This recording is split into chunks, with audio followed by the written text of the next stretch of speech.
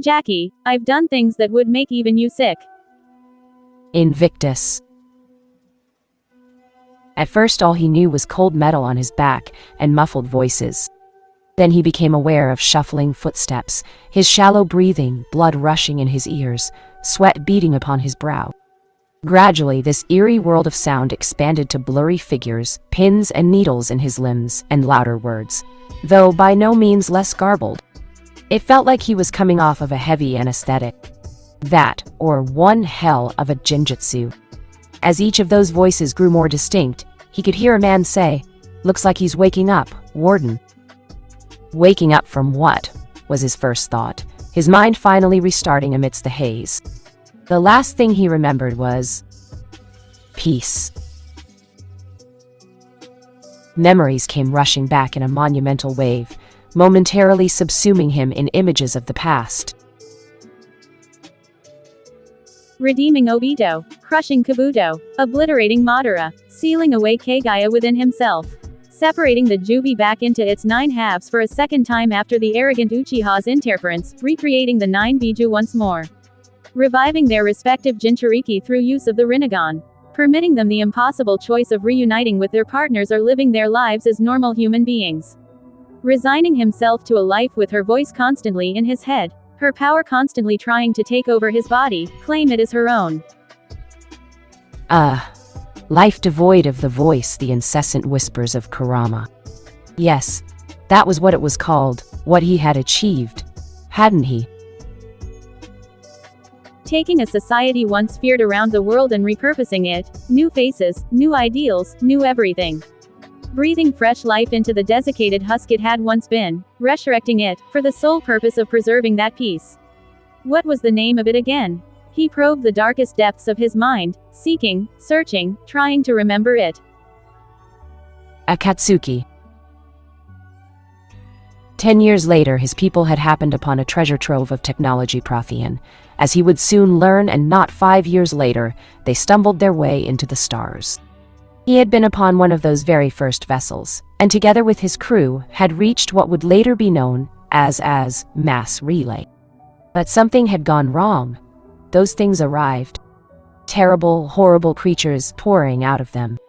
He remembered in bits and pieces, sporadic events threatening to scar him once more. Jumping through the relay, crashing, and that voice, that damned voice. "We are your salvation through destruction." That was where memory ended. Anger filled in the blanks. Clearly he'd landed somewhere. But where or even when was here? Satisfied that he at least wasn't an amnesiac, the man looked down, and what he saw there all but turned his spine to ice. What, in the 9 circles of hell? Why was he covered in shackles? Why couldn't he move his body? Why were his hands so charred? What the hell was he wearing? More importantly, why did his chest feel as though an elephant were sitting on it? He took a deep breath and felt the pressure alleviate somewhat and his chakra flaring subtly beneath his restraints. The world came into its own then, suddenly aware of hair before his visage, those matted blonde tresses blotting out his vision for the smallest of seconds as he began to summon forth his power. That was when he saw the creature. He almost burst out laughing right then and there. It looked some sort of scaly bipedal chicken. Little did he know that this was a Turian, and the situation in which he found himself was by no means a laughing matter. A voice, warbling deeply in the way all Turians did, spoke to him, mockingly. "And how are we feeling today?" Well, this creature seemed to know him somehow. How odd. "Fuck off." "Good. It seems you can understand me. I'll have to thank our techs for implanting that translator in your spine." His mouth plates twitched in the paroxysm of a human smile. "Now that we can finally converse, I think you'll be happy to know, boy." At this point, a soil-brown Turian with gold eyes and blue sun's armor stepped into focus, speaking to him that you are the second prisoner aboard the Purgatory deemed dangerous enough for the cryogenic unit. I'm sure the collectors will pay a handsome sum for you. Cryo what? Collector who? He froze in his groggy stirrings as the final's words left the warden's beak. Why the hell was he aboard a prison ship? Was this creature an alien, or something? Had to be. No one in their right minds would create a jutsu like this. Mistaking this silence for fear, the Turian in front of him chuckled and foolishly continued his little tirade. Don't worry too much, you're only on board until a proper buyer can be found. Oh, and you'll even have a cellmate too. Won't that be wonderful? The man blinked once in acknowledgement. Trapped he might be, but he wouldn't be a prisoner for long. I certainly hope so. A silken voice sulked in the back of his brain. You forget. So long as you remain trapped, then so do I. This is unacceptable. Escape at once. Oh, good. The blonde groaned as Kagaya made herself known for the first time in what felt like an eon. You're still here. How I've missed you. Sarcasm does not become you. He could just picture her pretty little scowl. Neither does your lack of wit.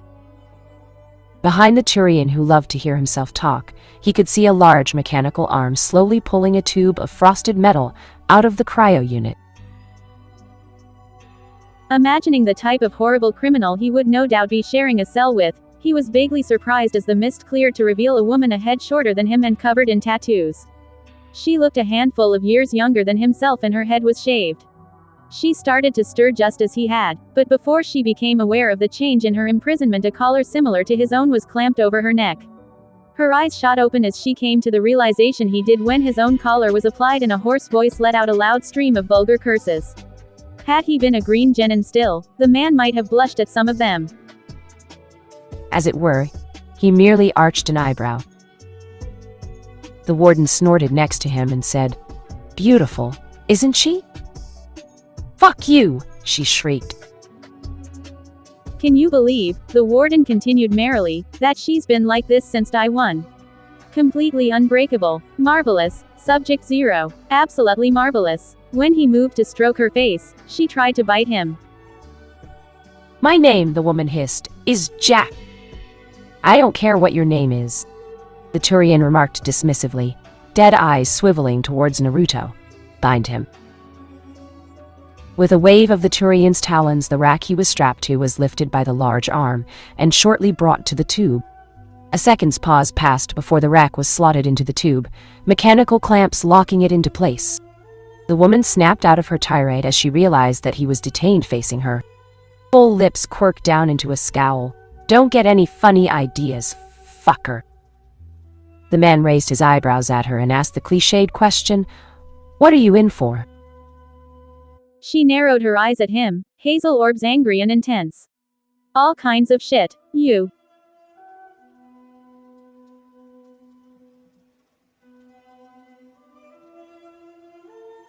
He shrugged as best he could in the restraints and said, I honestly don't know.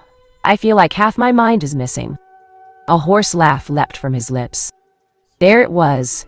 He could feel his old strength returning. Could have something to do with all these voices in my head. That, or the fact that I've killed an entire Godam planet. By action or inaction, he had doomed his people. But none of that mattered now. He could feel a hot, heady warmth blooming in his limbs as his chakra began to move within him, and a pleasant, almost euphoric feeling flow down his spine as his coils were stressed. Just a little longer. Bullshit. I don't see anyone of the bovine persuasion around here. She snorted at his poor joke and frowned at the sudden drop in baritone, but said nothing as the warden walked up to the two of them, sneering in his mirth. I'm so glad to see the two of getting along. A clawed hand reached down to caress her cheek. It wouldn't do to have your bunkmate try to murder you in your sleep, and I do hope you sleep well. As the tube settled into the cryo unit, all vestiges of light vanished, and a brief, sharp pain bloomed from the spur on the back of his neck before the odd hum of his cell began to fade away. But it did not die.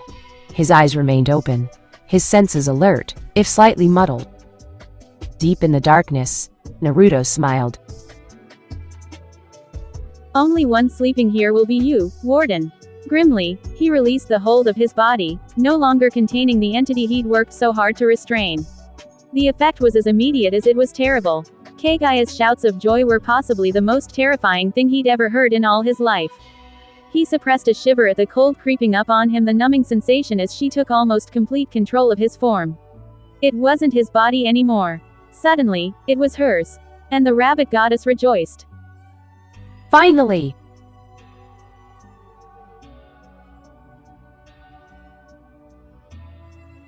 Sapphire eyes snapped into a rimmed, violent violet. Veins bulged on either side of those orbs, the once purple Rinnegan staining within just a touch of white. Horns sprouted from his head, his blonde hair bleaching itself white as he gave himself to the entity sealed inside of his very soul. Power coursed through him, changed him, empowered him, flooded his deadened limbs, shredded the shackles that bound him. One arm came free in a flurry of fling steel. That was all it took. A single arm, then a leg, then another arm, and then he was loose, standing in the black. She smiled up at the hatch that still barred her passage. A slim, manicured hand cannoned upward with all the force of a typhoon. Warden Kirill, still standing on the tube, never saw the blow that killed him. One moment he'd been crowing proudly over his sealed prisoners. The next, he was looking up at his legs, the severed half of his torso flying away in a spurt of blood and bone. Bifurcated, dead before he hit the ground, his upper and lower torso flopped lifelessly on the deck. Kagaya emerged from the hole, white eyes glancing piteously down at the still form off the Turian she'd killed. A cruel smile quirked her face as she beheld the dumbstruck guards, gawping at the demise of their leader, at this woman in rags who stood before them. "Hello, corpses," she smiled benevolently. They raised their weapons to fire weapons. She moved and they died. There could be no other explanation for it. Once they were men and in the next instant they were smears on the wall, armor and all. Kagaya felt nothing for their demise. They were inferior to her. Base creatures unworthy of even the most passing glances. Worms. On a whim she reached down and opened the woman's cage, watching as it began its slow ascent up from the depths. That one had a spark, one she would have enjoyed draining her of if she had the chance. But her time was fleeting. Even now she could feel herself slipping, returning back to the seal. She sighed, gazing upon her blood-soaked hands. Her hands, not the rough calloused palms of the one who had bound her, trapped her to his very being. She would relish these rare moments of freedom as long as possible. If only this were permanent. Kagaya used his mouth to smile, her silken voice emerging from his lips. Her lips. If you'd just create a body for me, we wouldn't have to suffer like this. Yeah, well, it isn't. His voice stabbed at her mind, once more reminding her who held the whip. And I won't. Assuming control. Now! Kagaya bent double, gasping as the change reversed itself. Male asserting itself over female once more. Bones restructured themselves, snapping and cracking. Horns shrank back into his scalp. Molten gold asserted its dominance over white, the long pale tresses shrinking until they were little more than bangs. By the time the fog had cleared and all six senses were her own, Jack found herself face to face with her cellmate. Her eyes instinctually narrowed in anger, only to widen when she saw his blood-spattered form standing tall and unbound. A low whistle carried past her lips, barely heard over his own hammering heart. Holy shit. You really fucked them up. You noticed that, too. I thought it was just me. You said you're Jack, right? Name's Naruto, by the way. He introduced, offering his hand. She stared at him in disbelief. I can't shake your hand if I'm tied up, fucker. Right. Naruto laughed and moved to unbind her. But before he could unlock anything more than the collar, she slapped his hands away. I can do the rest myself, she grumbled. Impatiently he waited as she unbound herself, her small hands wresting themselves free from each shackle one by one. Unsurprisingly, she didn't thank him. Instead she stalked away, hurriedly rummaging amongst the corpses. When she came up with a shotgun, he finally grew weary of her silence. Hey! He shouted, grabbing hold of her shoulder. What? She growled, rounding on him. The shinobi was somehow reminded of a viper hissing defiance at some larger predator. I just saved your ass. A thank you would be appreciated. Jack glowered at him for a long moment. A muscle jumped in her jaw. Then she flung Karin's assault rifle at him. With fumbling fingers, he caught the large weapon. The red and black stock felt strange and alien in his grasp. Even as he looked down at it, he felt the first explosion. Jack had blown a hole in the nearby wall, thereby securing an escape. Almost immediately, dozens of alarms began blaring, deafeningly. Perhaps that was why she chose to grant his request. "Thanks," she muttered. An uneasy silence passed between the two of them. Finally, the tattooed convict gestured toward the hole. "So, you ready to fuck some shit up?" Naruto felt an old smile tear across his face at the idea of some much-needed payback. "I was born ready." That was when it finally occurred to him. He had no idea how to fire a gun. Now what? He held up the rifle. "How the hell do you use this thing?" Jack facepalmed. "Are you fucking kidding me?" Author note. And there you have it. Author.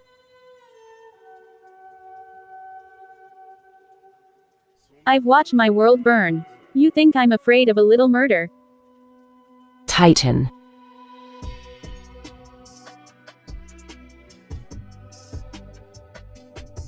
Ilium was not what Naruto had expected it to be. Then again, he wasn't entirely sure what he'd been expecting in the first place. He was still adapting to the alien idea of finding himself flung into a different universe by that relay, a new realm bordering on the strange and the obscure. And guns. Did he mention the guns? The assault rifle he'd liberated from the warden proved itself to be a might powerhouse in every sense, capable of mowing down entire squads with just a twitch of the trigger. Then there was the concept of ammunition. Shields, tech attacks, biotics, and pain. Lots of pain. Getting shot hurt like a bitch. If not for his regeneration, he'd have a few dozen holes in him by now. Purgatory was little more than smoldering ruin at their backs now, a derelict hulk venting air and prisoners into the cold. To add insult to injury, they'd made off with Karin's personal cruiser. The Vendetta. It was a Turian make and model, all angles and harsh edges, clearly made to tailor to the man's needs. They couldn't eat a damn thing on board, but within their appropriated ride, they'd discovered a safe. When all was said and done, Naruto and Jack were each 10 million credits richer. Not a bad start for their grand getaway into the universe. He'd thought he'd seen another ship approach the wreckage just before their little vessel hit the relay, but he had no way of knowing whether or not his eyes were playing trickers on him.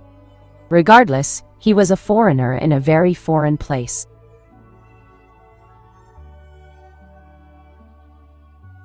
Granted, it helped a little that he'd had Jack at his side throughout, so he didn't have to deal with the pangs of loneliness. But beyond that, he was almost hopelessly lost in this cultural marvel of the Asari-dominated planet. There were so many different species to see, technology to observe, and everywhere he went, he'd found these strange, gorgeous creatures staring at him.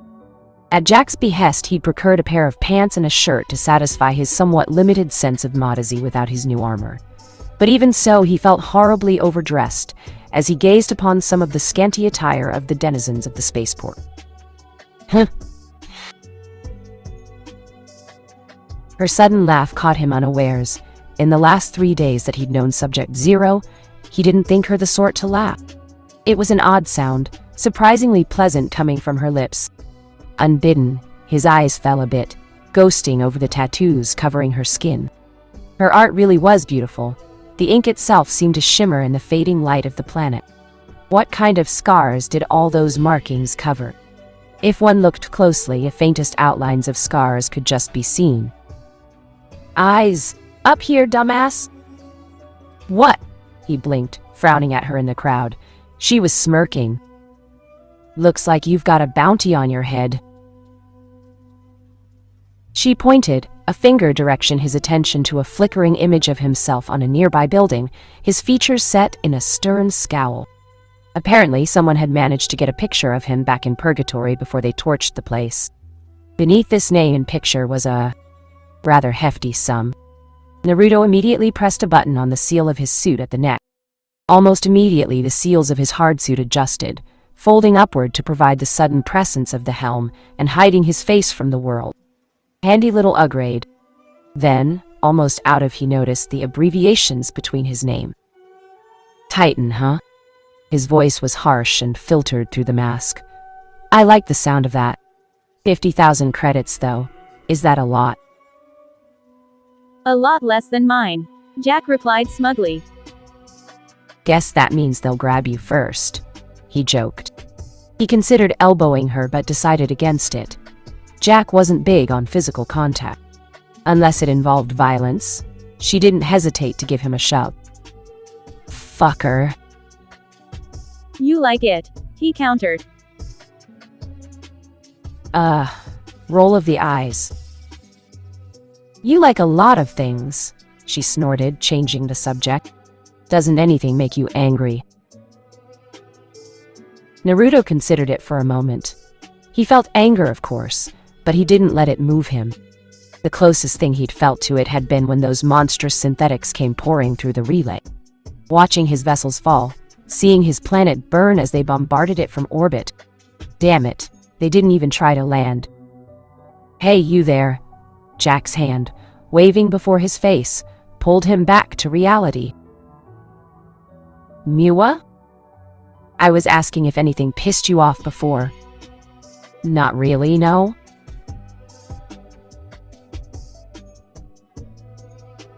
What about our little friend back there? She jerked a thumb over her shoulder to the third member of their party, a slender redhead clad in threadbare armor, her face hidden by a dark helm. She's been following us like a little lost puppy since you busted her out. Naruto shifted and she was quick to catch it. Come on, you gotta be pissed after what that bastard did to her. Naruto let his eyes linger on the woman for a moment, as if to remind himself why he'd let her tag along in the first place. She's an exception. Re-to-ite.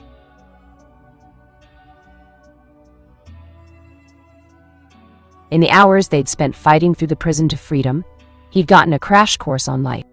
But even the shock of waking up to a new and alien world couldn't have prepared him for what he and Jack had found deep in the bowels of the ship. In the warden's personal quarters, the guards had lots of credit. Lots of armor, too. He'd even stolen a set for himself and painted it orange and black, just for kicks. Yet, what the grisly old bird had been hiding, secreted behind a false wall in his own dwelling, that blew the man's mind right back to the Stone Age. They'd looted it for supplies, and found something else altogether. Just thinking about it was enough to send a shiver shooting up his spine. Flashback. Heart pounding nearly out of his chest, he keyed open the door. Jack stood guard outside, shotgun at the ready. Who knew what manner of traps lay within? He knew she could have rushed off and ditched him, but for an odd reason he still didn't quite understand, she stuck around. He was glad for her company, crazed though it might be, but even that couldn't have prepared him for this. What in the blue hell?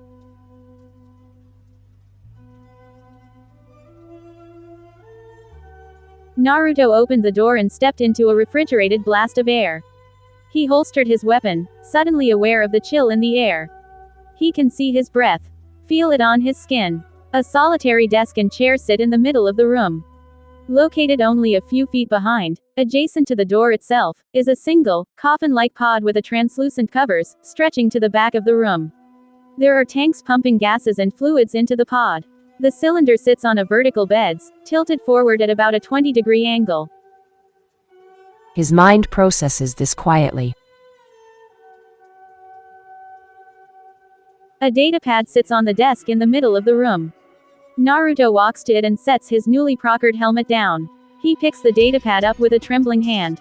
He skims through the text. What he finds there sets his head spinning. It's a diary of sorts. And a grisly one at that. Entry 1. I've done it. Cerberus thought they were so smart, finding the commander's body. But they weren't. I found her first. I'd no need of a corpse, so I left her there, on that blighted wasteland of Alcara. By the time I had realized the collectors were willing to pay for her shriveled body, the elusive man had already staked his claim.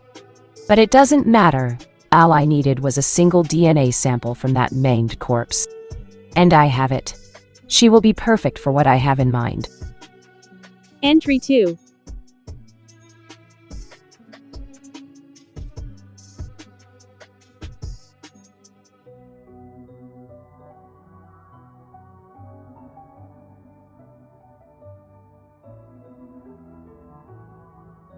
"19 failures.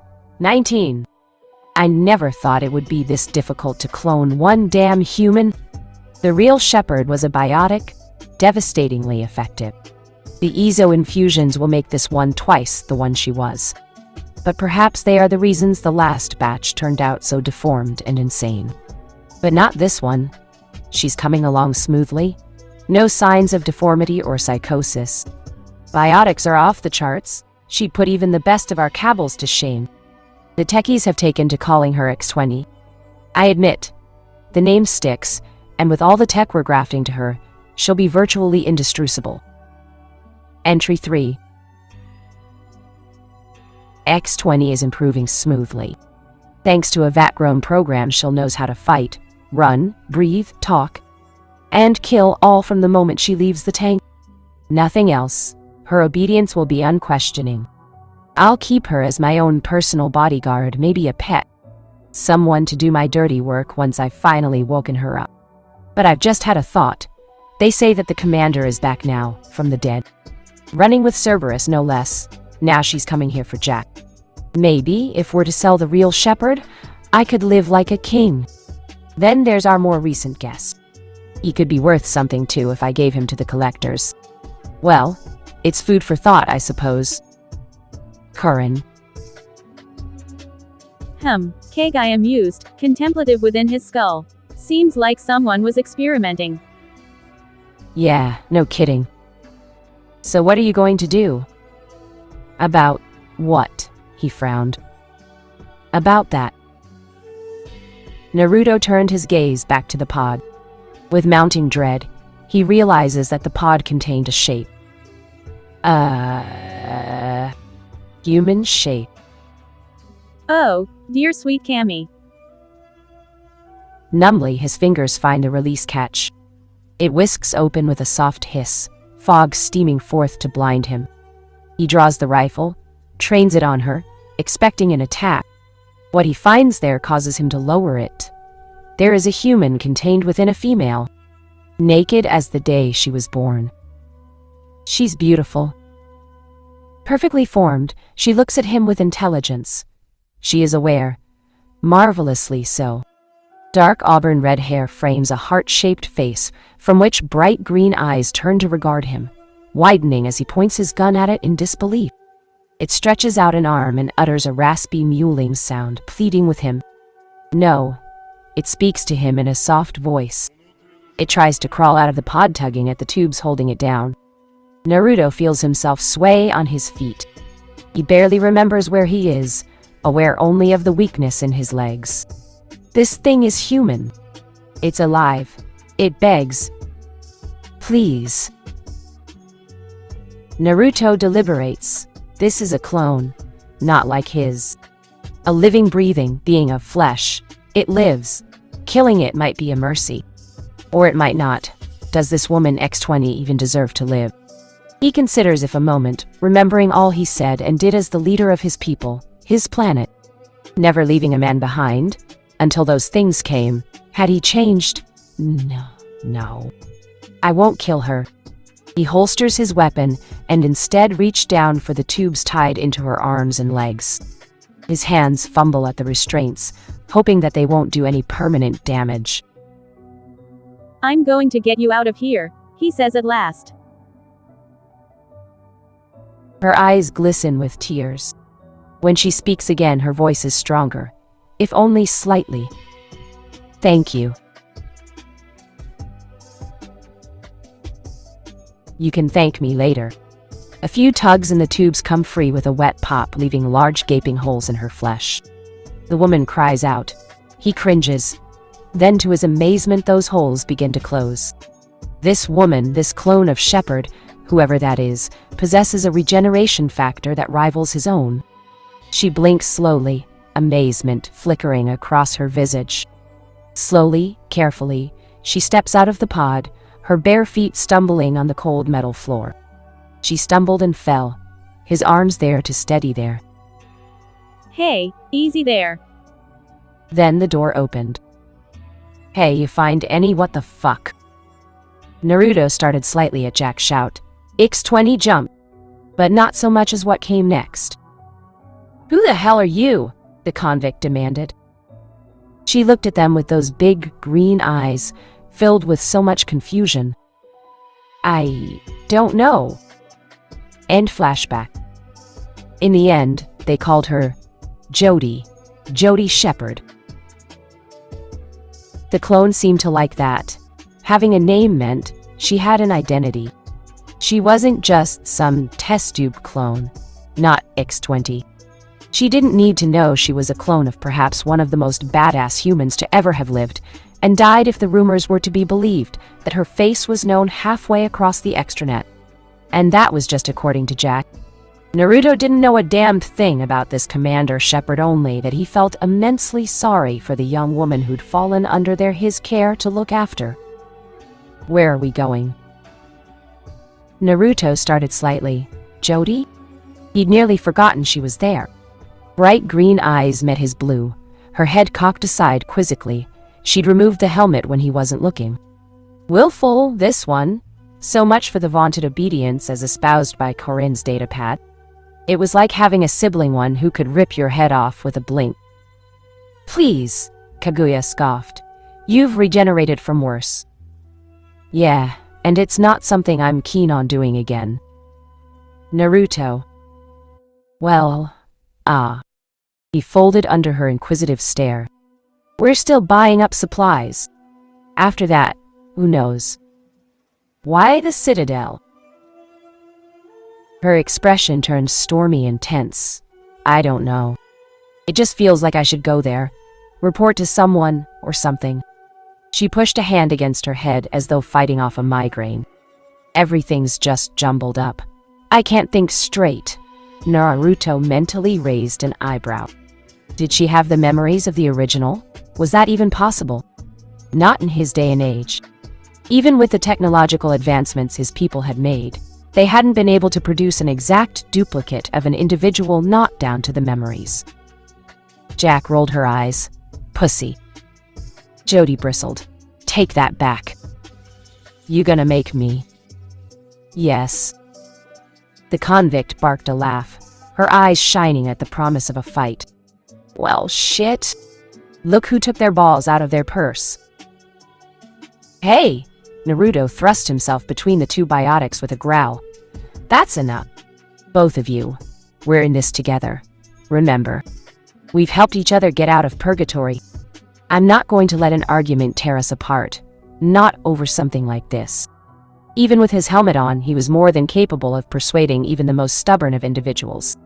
He didn't doubt that he'd be able to talk two angry women who could all but manipulate dark matter down from their tempers. And sure enough, they relented. Whatever you say, boss man. Jack raised her hands in defeat.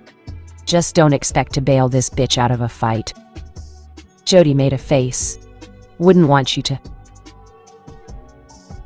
She was right, though. She'd been clinging to him like a shadow ever since they'd gotten out of purgatory. It was kinda cute, really. They'd discovered she was an able shot with a pistol in her biotics. Well, suffice it to say Jack wasn't going to tease her again after she'd turned that last guard inside out. For someone with so much power, such skill, the clone was very much like a human child. Always watching, learning, listening. Someone brimming with pent-up energy, capable of doing so much good, yet also more than able to do catastrophic damage to every and anyone who dared to stand in their way. All right then. He clapped his hands, eager to dissolve the tension. Let's get back to shopping. Sure, Jody chirruped happily. Jack groaned. Fine, but you're buying me that new shotgun. Deadle.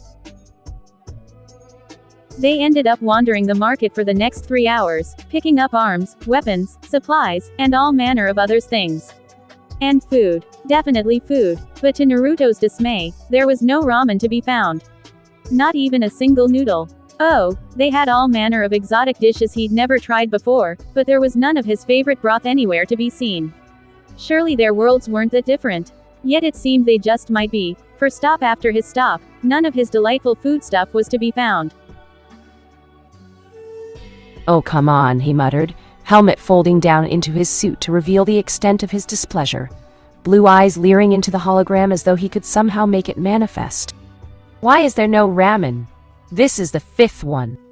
Whirling away without a word, he stormed off towards another kiosk, all too certain that he'd be denied yet again.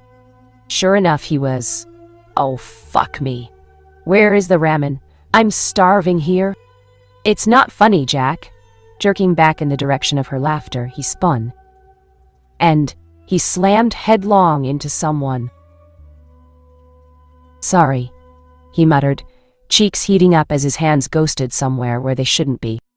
He caught sight of a deep red outfit and beautiful blue skin. "I didn't mean to shit," he hissed immediately as a pistol pressed against his stomach. "Hey, easy now. No need to shoot." He raised a hand, and then the other, silently channeling chakra into his palms in preparation as he raised his gaze. "I didn't mean to bump into you. It's my bad. Really, wow." Blue eyes met blue. "My name is Samara," the woman began slowly. "I am seeking a wanted fugitive. You are impeding my investigation and have laid hands upon me. Identify Yusrelf." In his peripherals he could see the rest of the crowd all but scattering, terrified at the sudden appearance of the armed Asari. Where the hell were Jack and Jody? Whoa, now the name's Naruto. I didn't mean to touch anything. Already he could feel the beginnings of a frown plucking at his visage. It would be child's play to blast her away with a bit of wind chakra, but he chose the peaceful route instead. "Come on now, we can work this out."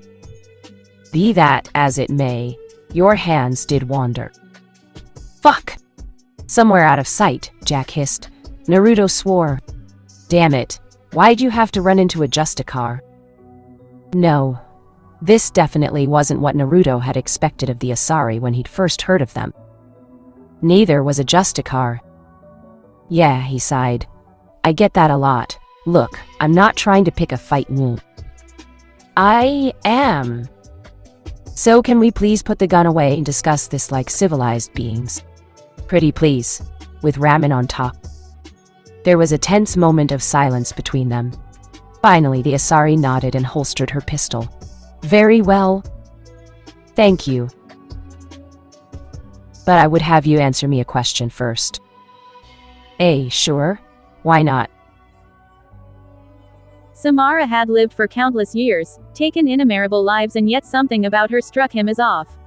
Power radiated off her in waves, something that could best be described as an aura.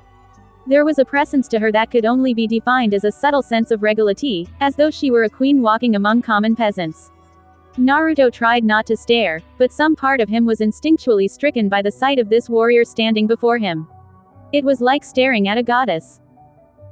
"I sense a great evil within you," she murmured, her severe features creasing into a frown, eyes straying to Jack and Jody. "And I see 2 well-armed people before me in addition to yourself. Are we friend or foe?" Inwardly, Kaguya grinned, tensing with the anticipation of combat.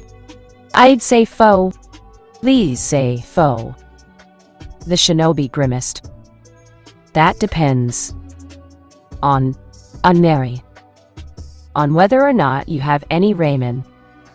There was a puzzled silence. Samara blinked. Finally, she managed to find words again. "I beg your pardon." Author note. All right. Ramen. Shock. Ilium. You could find almost anyone here. Or anything, Naruto reflected quietly to himself as he laid into his ramen. The trio of cups positioned squarely across the table, between him and Samara. The Justicar had taken his words a tad little too literally. Instead of shooting him, she'd brought him to the one place on Ilium that did, in fact, serve this delectable treat. Ilium was every bit as beautiful and awe-inspiring as its reputation suggested. The capital Nos Astra was a vibrant megalopolis, stretching out further than the eye could see, and beyond what the imagination could visualize, possessing the spectacular look of the Citadel wards, made warmer and more welcoming by its planet-side setting. Even from orbit, he had seen that every inch of the planet's surface seemed covered by grandiose office buildings, apartments and markets in slender, towering form, dwarfing even the finest that his Oyapol had erected in their newest golden age. From every angle the traffic shot through the air like enormous fireflies, above and between a labyrinthine maze of skyscrapers. 1,000 neon lights from 1,000 billboards attempted to grab his attention all at once. Everything was for sale on Ilium, and it was marketed to every species. Ilium was a lawless world, as he soon learned, yet had been the main trade hub for Asari-owned corporations for several hundred years. It was a celebration of wealth and achievement, of extravagance and privilege. It magnified and proudly displayed all the positive traits of Asari and Valis culture, making it a never-ending flow of money contained within ageless and elegant architecture. But the planet's beauty masked a sinister underbelly of crime.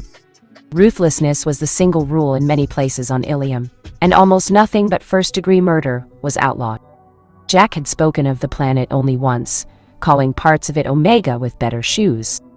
To survive, to live long enough to enjoy all the illicit perks of the trade capital of the Terminus systems required mistrust of everyone and loyalty to only yourself. Mainstream society was safe and satisfying for many, but rising to the very top, however, required a willingness to sacrifice anyone in the way of your success, friend, foe, or loved one. Ilium was fit to burst with mobsters, assassins, and Donovan Hawk-type businessmen prospering under the not-so-watchful eyes of well-bribed law enforcement. Still, they served his favorite food. Couldn't be that bad. Finally, a place that serves ramen, he exulted as he slurped the noodles down. Bless the law. Jack watched him with a bemused look as he dug into his food. You really like that shit, don't ya? She herself favored a medium rare steak, a surprisingly demure choice given her volatile temper. What's not to love? It's ramen. You want some more, kid? Aethida asked, pausing as she polished a glass. Samara was an old friend. She was more surprised than anything else to see her fellow matriarch in the company of humans. Or with anyone for that matter. It was rare to see her normally uptight sister, not by blood, of course, relaxing, much less nursing a Thessian temple in one hand. Good for her. The old girl deserved a chance to unwind for once, however brief that opportunity might be. Yes, please, Naruto chorused, drawing her attention. And I'm not a kid.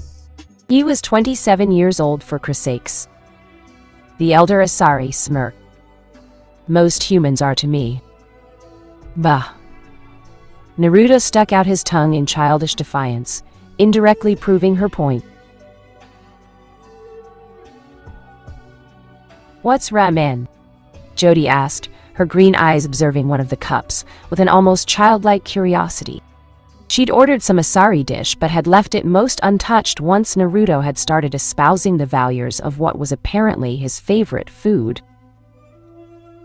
The blonde turned a pale, ghostly shade of white at her inquiry.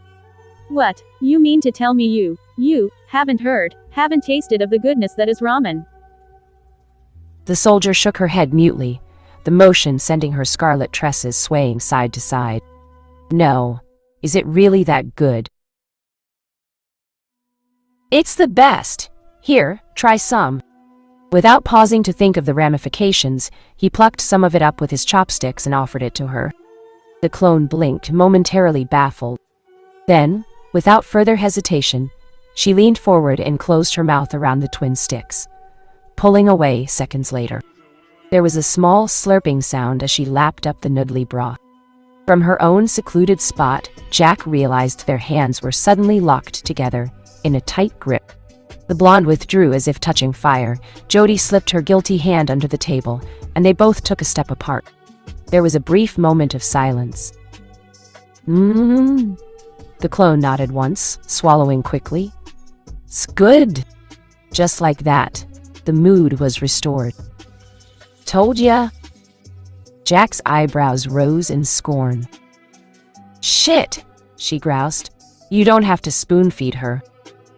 Don't mind, Jody replied tersely, her reply turning uncustomarily smug as ever when she addressed Jack.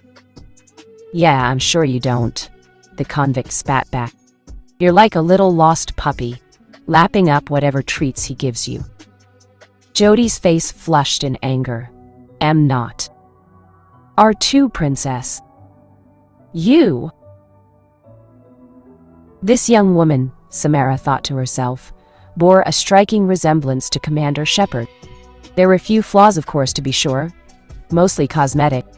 Her eyes were a stark, crystalline green instead of a blazing blue.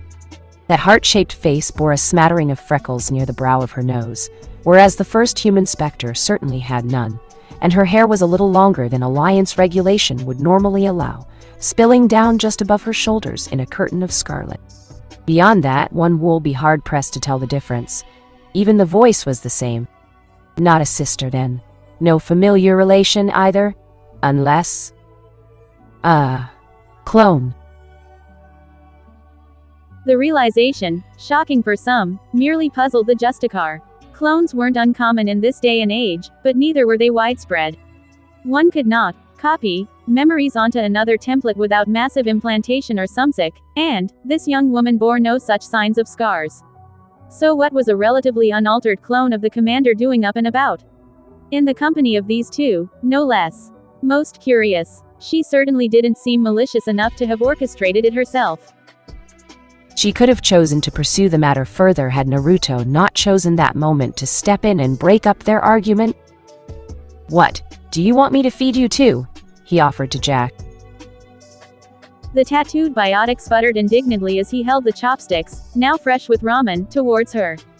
Fuck, no, get that shit away from me. He leaned closer, grinning.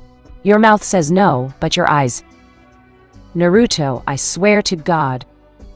Jody stifled a laugh. That was all it took to get him going for real. Yash! Naruto threw up his arms. Now is the time for chaos. I will destroy you. Ha ha, you can try. Back at the bar, Aethita barked out a hoarse laugh. Kids these days. Samara was inclined to agree, and even permitted herself the slightest of smiles as she observed their little kerfuffle. It seemed these three were not the menace she had first made them to be. They were more of a dysfunctional family than a gang of murderous thieves. And this Naruto, he was much more than the fool she'd first taken him for, so much more indeed. She'd seen that discerning glint in his gaze before he started making a fool of himself in front Jack and Jody. He'd stepped in at the precise moment when tensions had begun to boil and acted in a manner that focused their attention on him instead of one another. But it was more than that. He was clearly the leader of this ragtag little band, and she could not help but wonder what would inspire such confidence in two women who couldn't be more different. He clearly wasn't any sort of biotic, or if he was, he didn't move like one. There was a levity to his words that sounded just a little forced, as if he were struggling to throw himself into what he did, and in doing so forget or ignore the demon riding him. She could understand that much, but there was something her mind could not comprehend. A man with no past, a wanted convict, and a clone walk into a bar on Ilium. It sounded like a bad joke. Maybe it was. Still, they hadn't killed each other. They were a family of a sort. Something about that word tore at the strings of her heart and plucked at emotions long buried. Only just a little, what she wouldn't give to have hers back. Watching these three reminded the matriarch of her maiden days, when she would dance or fight or party the nights away. A simpler time. One long since past. A frown drew down at the corners of her mouth as she thought of this. She shifted in her seat, suddenly restless. Why did she tarry here? Morinth was somewhere here on this planet, and for every moment she spent sitting at this table, her eldest grew further and further away. She needed to find her eldest before she smuggled herself off-world or worse, found another victim. Knowing Morinth, it was only a matter of time. Steely resolve galvanized Samara. No, she would not allow her to slip away, not this time. Not when she was so close. Enough time had been wasted here already. Stiffly, she rose from the table. Naruto paused in what he was doing, his eyes following her. She knew what he was going to ask almost before the question even left his lips. Leaving already? In that instant, Samara ached to tell him 1,000 different things, all of them lies. Instead, she told him the truth. I must continue my hunt. She wasn't expecting him to rise after her. And she certainly wasn't prepared for his hand to clamp down onto her wrist like a Vern's jaw. Incredulously, she glanced down at the offending appendage and was alarmed to find that she could not break free. Even with her biotics. Such strength. A small part of her marveled at it.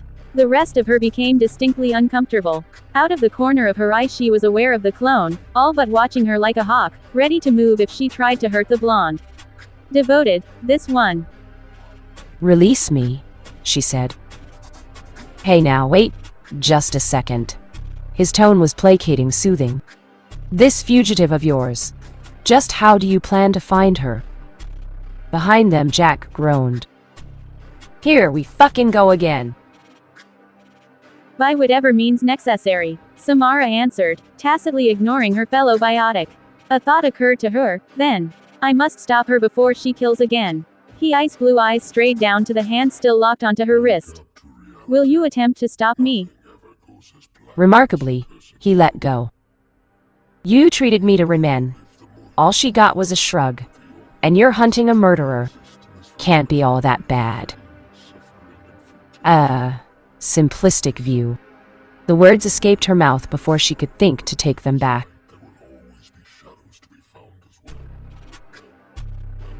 His lips curled in a roguish grin. It served me well enough in the past. Which brings me to the next thing. He bowed, deep and low at the waist, as his people did in respect to others. We would be honored to assist you in your search, Samara-san. Jack scowled, a piece of steak still clenched in her teeth, one she now swallowed. We would. Yes, we would, Naruto snapped, earning a scowl from the convict. His eyes cut to the third member of their party. Wouldn't we, Jody? The clone inclined her head in a short nod and mirrored the motion. Yes. Hello, don't I get a say in this? Nope, they chorused. Aye, rare emotion crossed. Samara's visage. Surprise. I confess, it has been some time since I have traveled with a company of honorable heroes.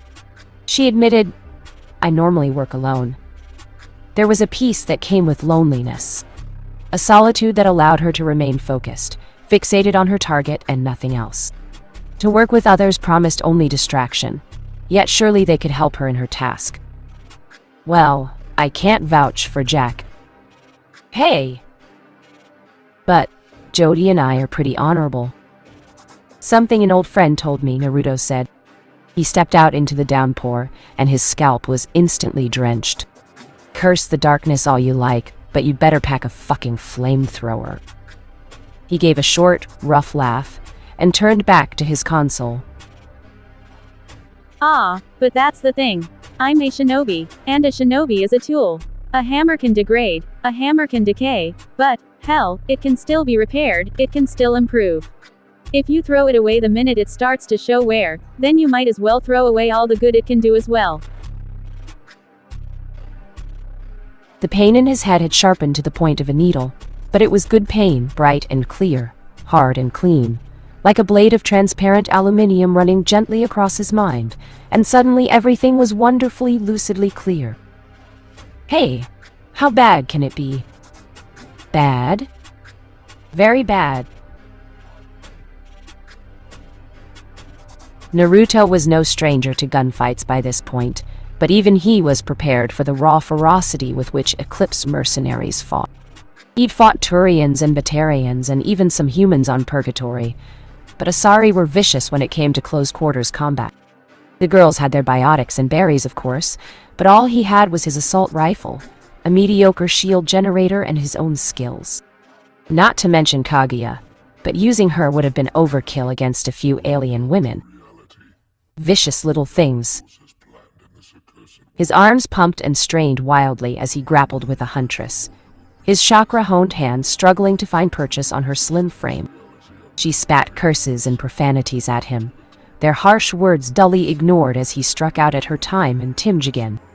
Worthless human, she called him. Weak. All that changed when he got his hands around her throat. Then she started begging. He ignored her. Squeezed. In the end, even the most honed of Asari reflexes couldn't stand up to the assassination skills of a shinobi. For all the difference in appearance, the aliens proved just as fragile as any human being. Their necks broke easily, the center of their stomachs proved a fair weakness for even the softest of blows. Eyes were easy to gouge out. Between the four of them, the Eclipse sisters were dispatched most ruthlessly. Hard to believe such beautiful creatures could be capable of such unmitigated cruelty, Naruto mused. Well, that was fun, Jack croaked. We should do this sort of thing more often. Maybe. Jody nodded as she straightened from her predatory crouch, idly shaking the feeling back into her hand. For once they were in complete agreement. Then a look of uncertainty clouded her features. Her Jaden gaze took in the yellow and back bodies, suddenly realizing that they were one Asair short of a dozen. Where is... I am here, child. Samara made a pleased sound from a few yards away. Naruto looked on as she slowly, deliberately, raised her heel away from the throat of the lone Eclipse survivor. The woman began to rise behind her, sputtering 1,000 thanks yous for the Justicar's mercy. And a bullet through the head put her back down. Ouch, he cringed. She has spoken. The Asari sounded vaguely pleased with herself as she holstered her pistol. And we are in luck. The fugitive I seek is bound for the Amel Demeter. It is due to depart soon. We may yet catch her if we hurry. Come hum.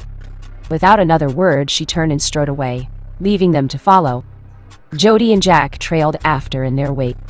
An awkward silence fell between them as they half walked, half ran from the district to an unmanned hover car, the very same one Samara had commandeered not so long ago.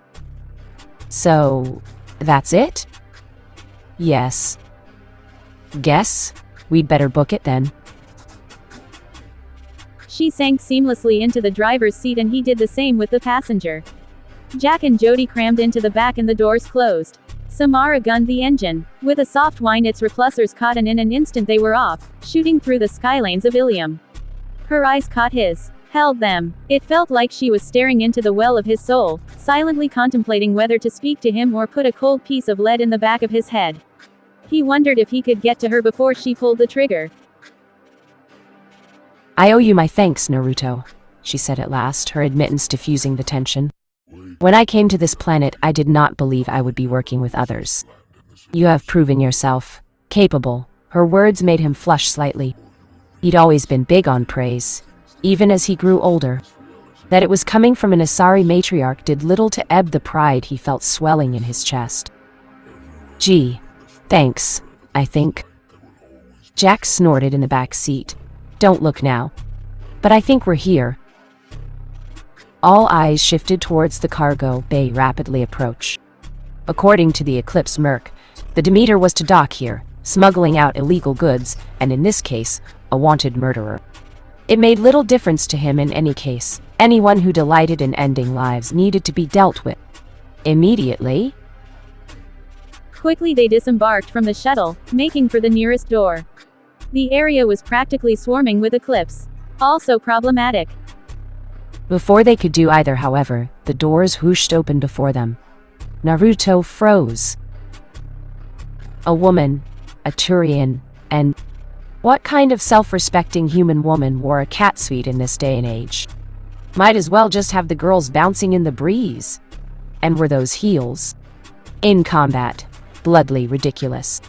The little orange logo on the woman's outfit did little to assuage his disbelief. He very nearly barked out a laugh, and very well would have had Jack not snarled a foul oath.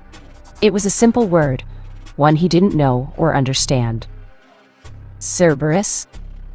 But whatever the hell it was, it set the other squad off. All bloody hell broke loose. Guns rose.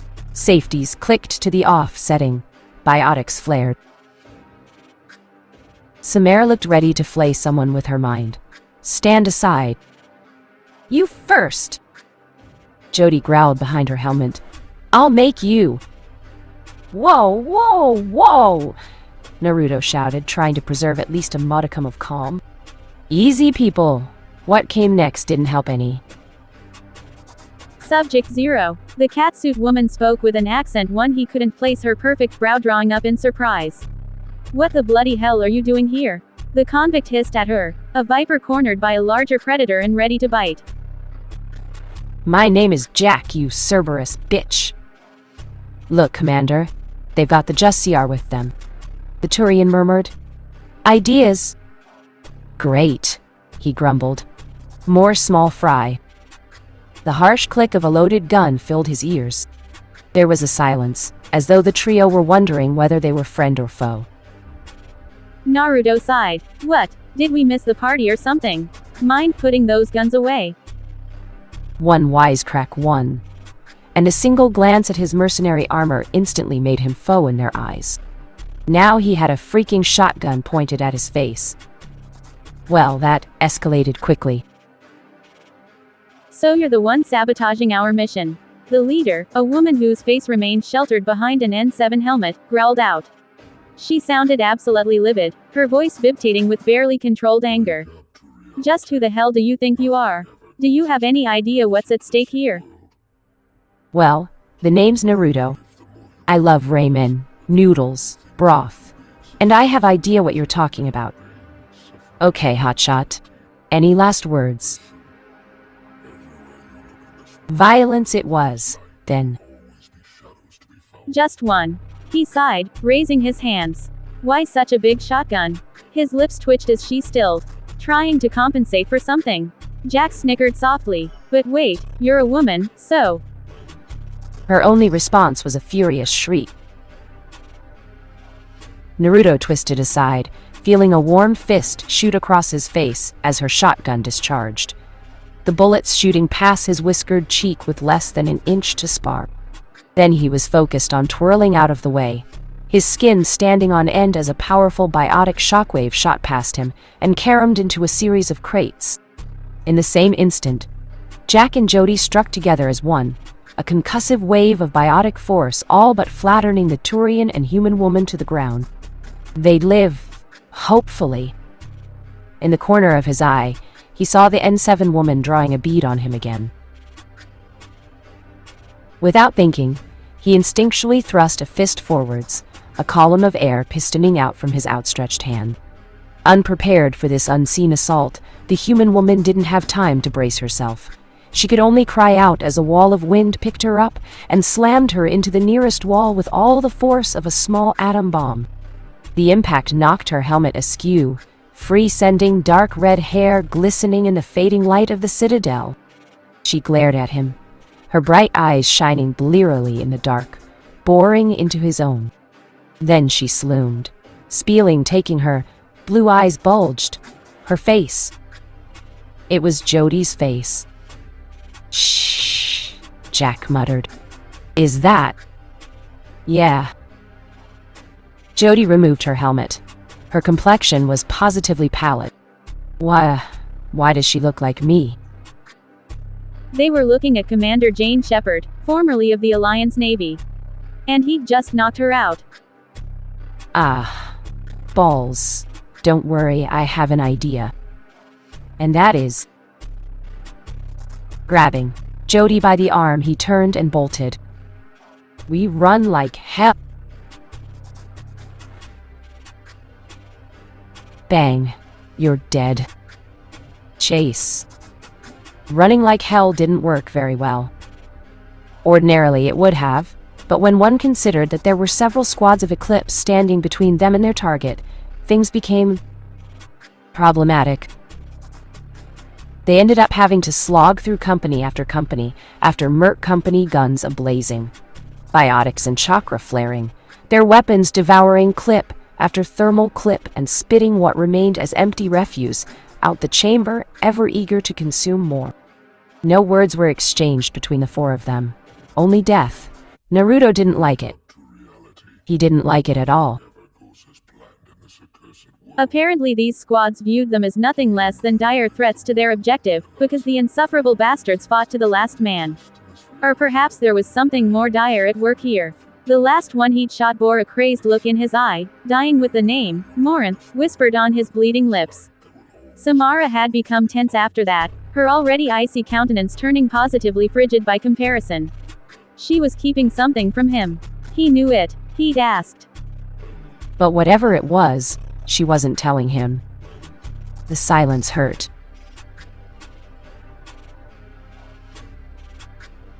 Jody had fallen eerily silent as well since she'd seen Shepard's face. Her face. Or was it their face? Oi, bad brain. Focus. He bitch-slapped his mind back onto track, blue eyes focusing on the clone Jody. Once more. Her eyes looked hollow, empty, even. She was still perfectly capable of ripping a man's skull off with a biotic blink, but beyond that she made no effort to speak. Jack wasn't talking either, preferring ample use of her shotgun and biotics to making idle conversation. And with each second of silence, Naruto seethed. The encounter with the renegade Shepard she certainly struck high, as one seemed to have put a wall up between him and his squad. What had once been affable, if slightly volatile group, was now cold and hard. Distant and distracted, and when you were distracted, you made mistakes. But this was worse than that. He simply couldn't take the silence. I rather like it, actually. K-Guy amused. In his mind's eye he could see her running a slender finger along the curve of her full lips. It's quiet. Yeah, well I sure as hell hate it.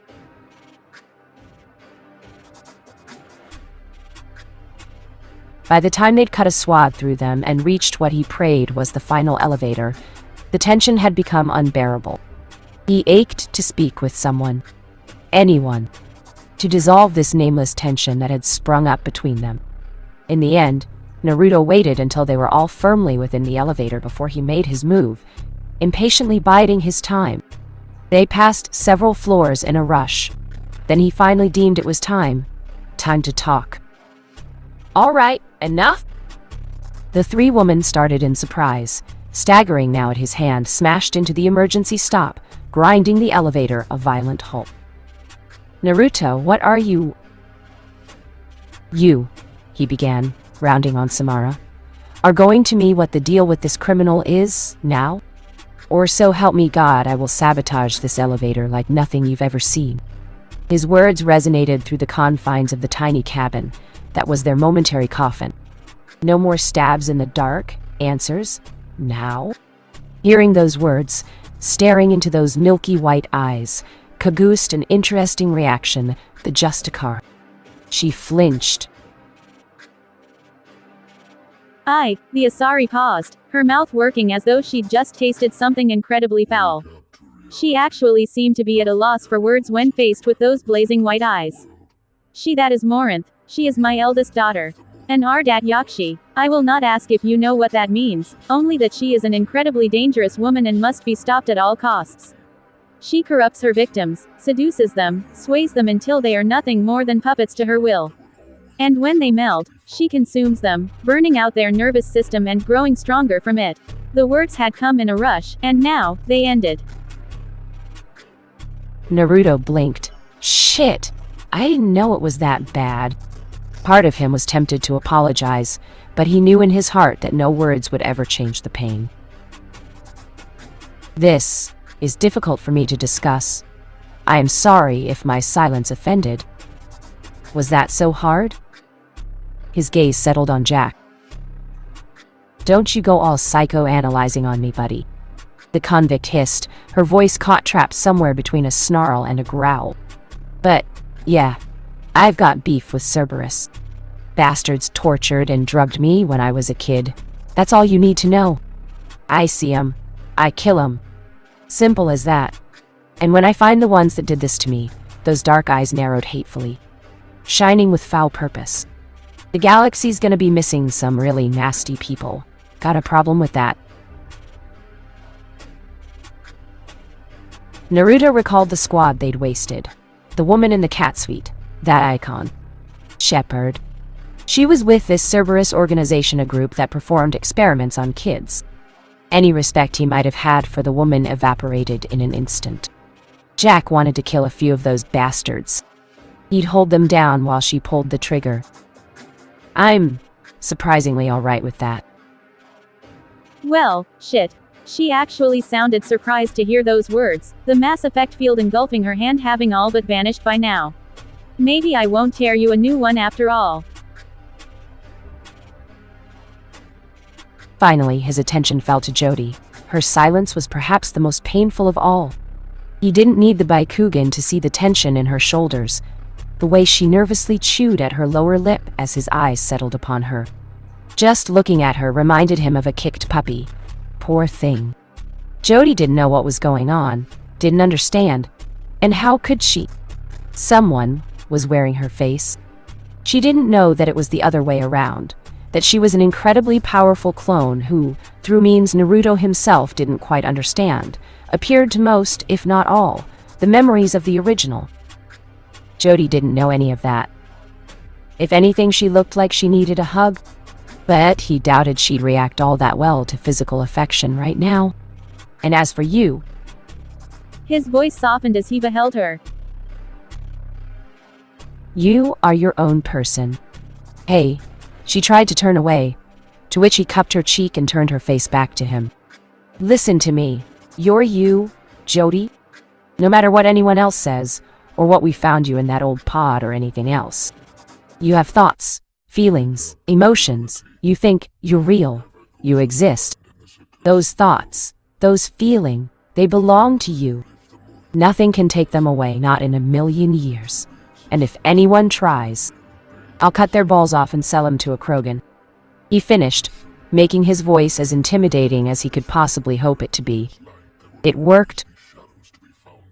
Jody lowered her gaze until she was staring firmly at her boots. Her cheeks were a bright red, the warmth of her face burning into his battered glove like a small heartbeat. Thank you, she said in a tiny voice. Belatedly, he realized her cheek was still resting in his palm. An awkward silence, even longer, stronger than the last, seemed to fall over them. Finally, Naruto managed to salvage the situation with a half-heart smile, one he didn't entirely feel. It's what I do. Great, Jack quipped. Happy feely time is over. Now, can we get this show on the road? The Demeter is due to depart in less than 5 minutes, Samara informed. Call the car to our position then. Satisfied that all was as it should be once more, he slapped the controls again and they shot upward once more. It's a trap, trap, trap, Kaguya sang softly in his mind as they rose to what she believed was almost certain doom. It's definitely a trap. This is precisely the sort of thing my followers and I had to worry about when the world started to fear me. She sounded almost nostalgic, the wistful emotion momentarily obscuring her ever-haughty tone. So unnatural was it for her that, for perhaps the first time in decades, he dared to ask her a question. I didn't know you had followers. There was a stoic, stony silence. When at last she spoke again, the woman's voice was surprisingly soft. Not anymore. Naruto blinked. He forgot sometimes that Kaguya had been human once, just like him, before she'd eaten that fruit. Before, no. Bad, traitorous thoughts. Pluck them out.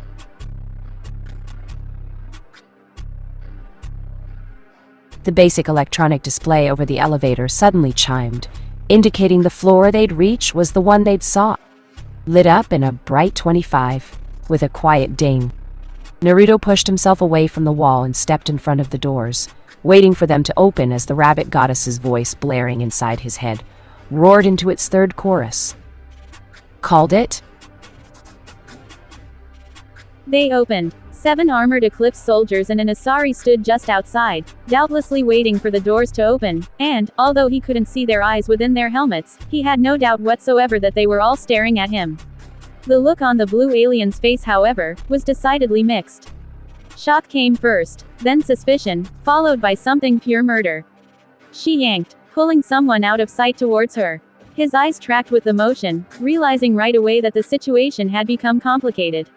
It was a girl. She looked suspiciously like that other woman. And yet not. But was that a corpse? Who might that be, cooling at their feet? Very complicated. You'll never take her alive, bastard. Alive? They weren't here for her. Whoever she was. Let me go, the girl cried, her large dark eyes shooting down to the stiff body that no one seemed to notice. Her tan face went pale. You shot him. You shot Nickett. Ah, hell? On here comes the hero complex. For maybe a quarter half of a second, nobody else moved, immobilized by surprise, and then Naruto struck. He'd had his assault rifle almost at the ready, and he brought it up, acting on instinct alone, and rattled off a triple-shot burst. He didn't even have to pick a target. He was barely a meter away from the first one. And from there, neither the unfortunate Asari's kinetic barriers, nor her thin-plated armor could stand up to the shots, which speared through her heart in a quiet puff of purple blood. She started to slump.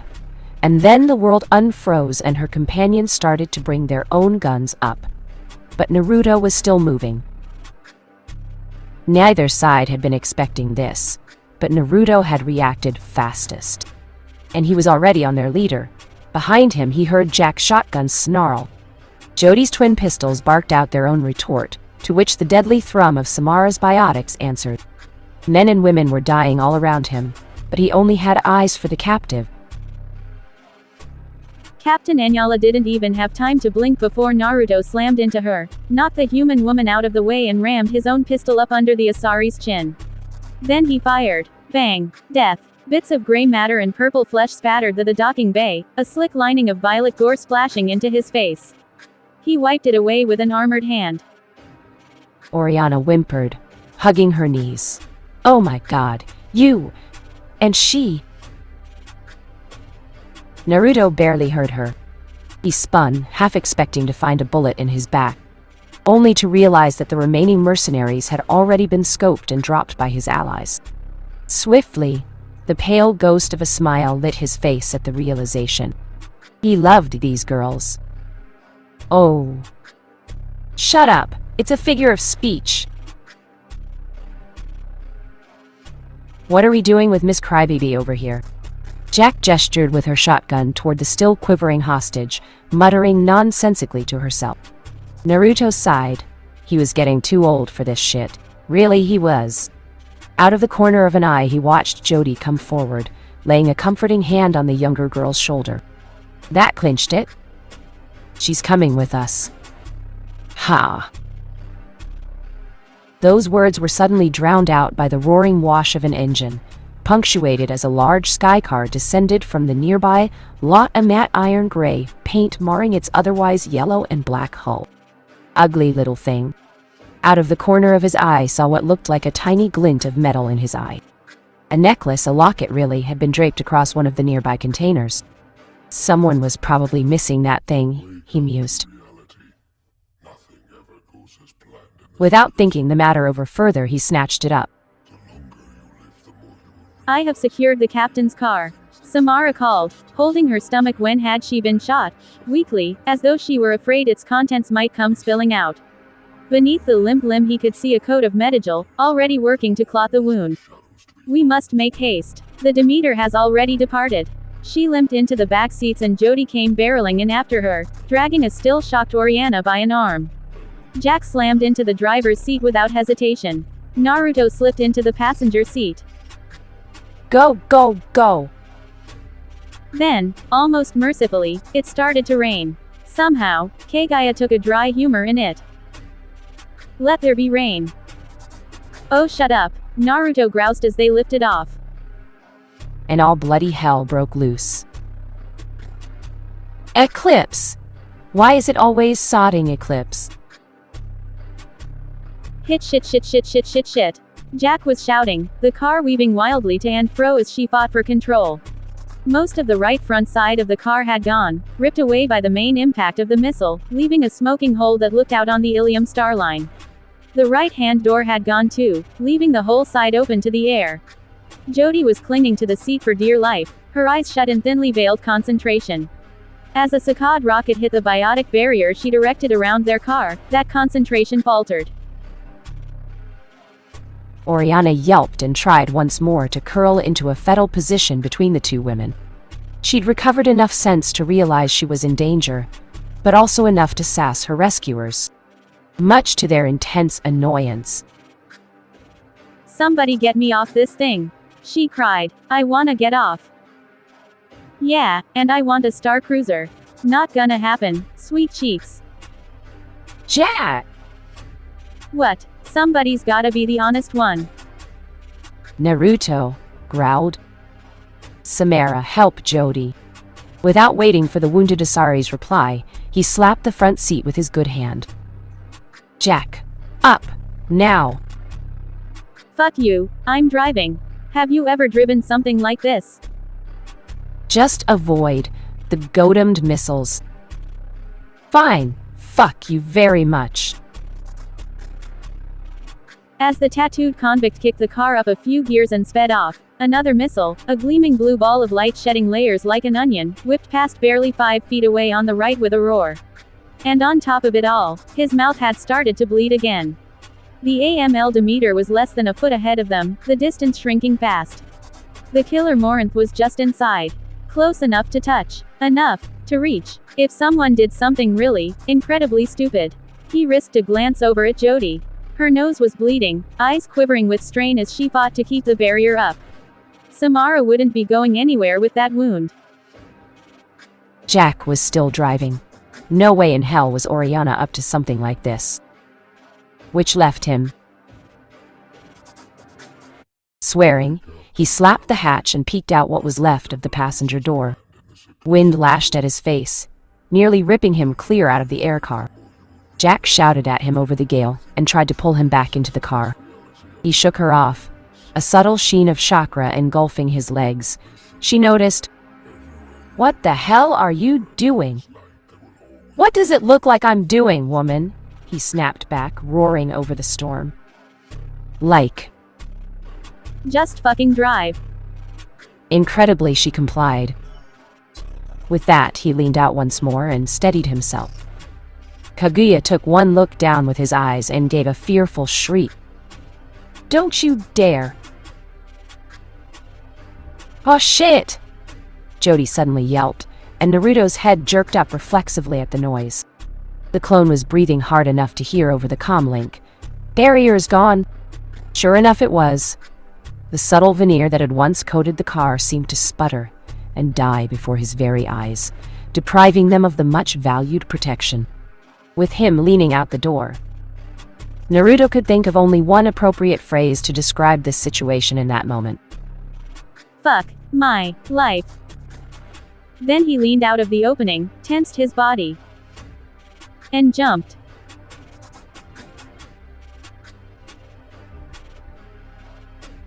There was absolutely nothing to tell him that he was ascending, then falling, besides the fact that his stomach appeared to be making a concerted attempt to relocate to his skull. The sky outside was utterly unmoving from his perspective. Leaning over to look down at his feet, he could see a whorled pad of colors shooting by from below as he fell towards the Demeter. But the wind was nothing short of eerie. For a terrifying instant, his body was completely weightless, hanging between the skycar and the ship. He could see his legs flailing wildly beneath him, searching for traction and finding none. Behind him, he was aware of Jack's disbelieving shout, and Jody's cry of pure terror. Ahead of him, the Imel Demeter drifted in the air like a giant metal monolith, utterly uncaring whether he succeeded or failed. If he didn't make it, he had only a long drop and Kaguya's furious shouting to look forward to before he became a messy smear on the ground. Not something he was looking forward to. Probably not something he'd be able to regenerate from, either. And on the off chance that he did make it, he would be alone against what, if Samara's word was to be believed, was a very powerful and very pissed off Asari. In confined quarters no less. Not the most ideal situation in hindsight, but it was the only one that ended with Morant's death. The exhilaration of this sudden lunge pounded in his ears, matching his hammering heartbeat. He just couldn't help himself. He whooped. It felt oddly like being in a very fast elevator, albeit one without quite the same ride quality. The wind was roaring fiercely in his ears, but somehow his jump was kept level, so rather than let it fall wildly, he arced back at the Demeter like an arrow loosed from a bow. It wasn't as bad as he'd expected. It didn't change the fact that he was still falling from almost a mile up with absolutely no way to catch himself, but it was something. And something was certainly better than nothing. It suddenly occurred to Naruto that he had no way of breaking his fall, regardless whether he made it or not was irrelevant. It was still going to hurt. And it did. Clunk. In that instant, all of his being focused on stifling the shout that threatened to come roaring out of his throat. His shoulder collided violently with the hull as he rolled, popping out then back in again as he clamped down to the hardened metal carapace. Ow. 1,000 times. Ow. Almost immediately the winds tried to peel him off and fling him back, but he glued himself to its shell like a spider with chakra. All around him he could hear the air rushing by, the occasional discharge of the ship's shields crackling around him, leaving standing his hair on end. If the pilot was at all aware of an unwanted guest clinging to his ship, he certainly didn't seem to be aware of it. Yes! Naruto exulted quietly, clenching a fist. Mission accomplished, baby! He allowed himself a moment of celebration, before turning his eyes on the battered black hull. In a few minutes the ship would be leaving Ilium altogether, and he'd rather not be standing outside when it left the atmosphere. Channeling chakra to his boots, he darted across the hull, searching for a point of entry. A hatch, lever, switch, anything? But it seemed that they had built ships better in this era, because he found nothing of the sort. So he made one.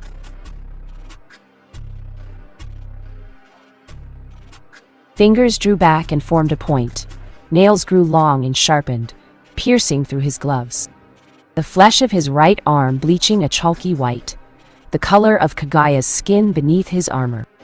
It was only a partial transformation, enough to give his limb that extra oomph needed to carve a hole for himself without damaging the limb.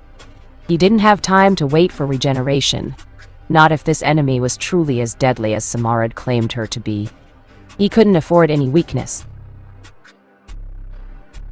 So he simply cut. He pressed his changed arm down to the hull and made a sharp, slashing motion. The armor parted like butter. 2 more swipes and he was completely through, forming a rough, if not man-shaped hole through which he dropped not a moment later. Promptly, the howling wind dropped to a mere trickle of nose, leaving him standing in dim, fluorescent lightning. Eerie. To his great relief, there were no immediate civilians to be seen inside. Only cargo. Big, bulky boxes tied and strapped down. The kind you didn't want to slide around. They were capable of doing some serious damage. Likely they were filled with red sand or some other such drugs. Wisely, he chose to give them a wide berth. Rounding the nearest corner he found himself face to face with a dead end. No cover there that he could see. The ship was rising now, probably veering off the skylane for the atmosphere. Not much time. Another turn found him face to face with the cockpit. Peering through the window, he sighted down an old Solarian at the controls. Definitely not Morin. He took a deep breath and glanced around. That was when he saw her.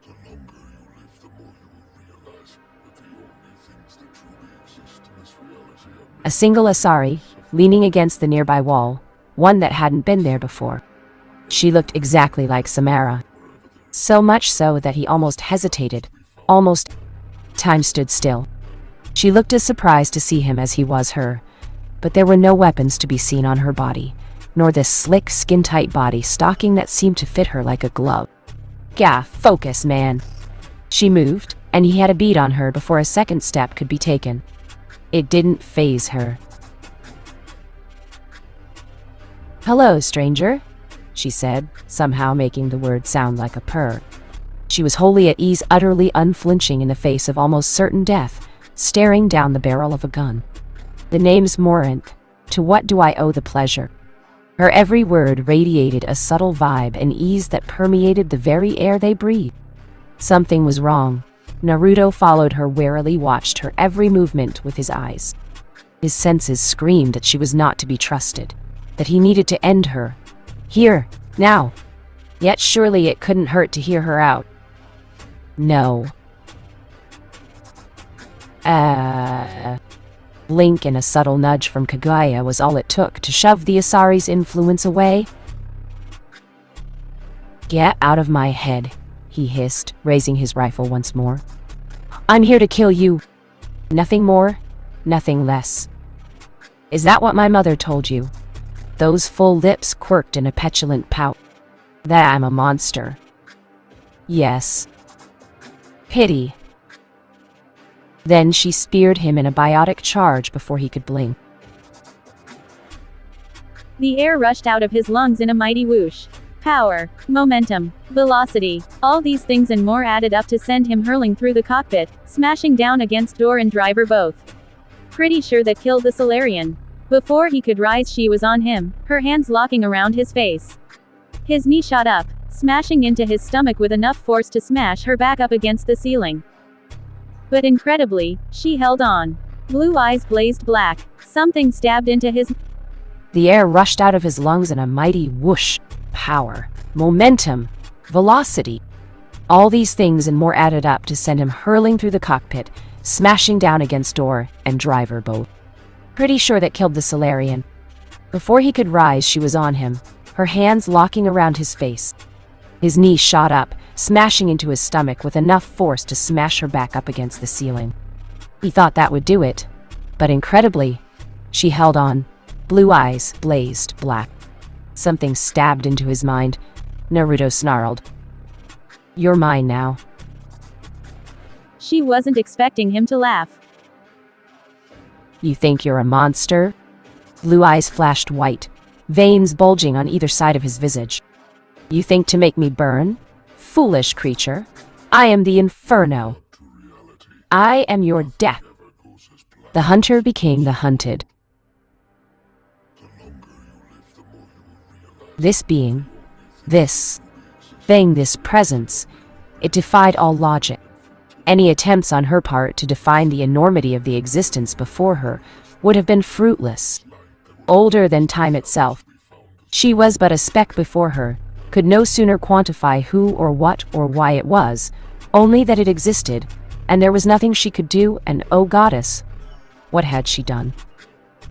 Something grabbed her, a parasite, latching onto her mind. And in that awful moment, for the first time in decades, Morinth felt something other than desire. An emotion strong enough to overpower her arrogance and self-confidence, filling her with dread. Belatedly, she recognized it, this age-old emotion, the one she'd first felt when she'd learned her own mother would be hunting her down. It had a name. Fear. Too late, the Ardat Yakshi tried to break the meld. Kaguya held it open, and then she swarmed over the other side. Morinth received the same treatment she dealt to countless others over her many years, the pain of having every thought eroded, her mind overloaded. Her brain began to bleed, hemorrhaging blood and other fluid as Kaguya systematically destroyed her nervous system. Burning it out, her mouth opened in a silent scream, the sound trailing off as her consciousness is utterly devoured and obliterated. Her corpse, alive one moment, then dead the next, shuddered as the rabbit goddess took complete and total control. Ah, Morinth's lips began to move again, cooing. Finally, a body. The gun was at her temple before she could form a third thought. Drop her. Don't worry, she soothed with the Asari's voice, glancing down at Morinth's pale, slender figure. I was a little too rough with her. Her hips swayed. She's dead, and her body is already eyeing. In a matter of moments, this will be little more than a corpse. Then ditch the body and take the head.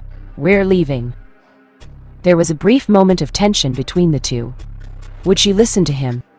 Or would she try to flee and come what may?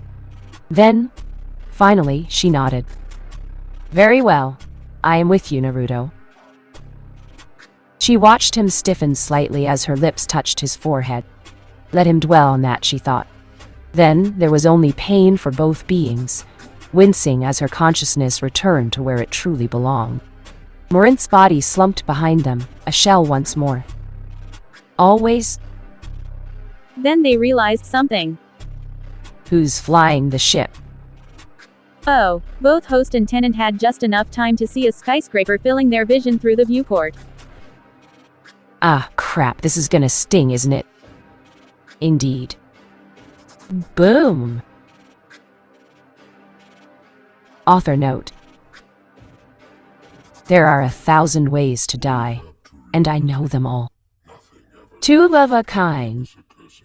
How in the fucking hell did you survive that?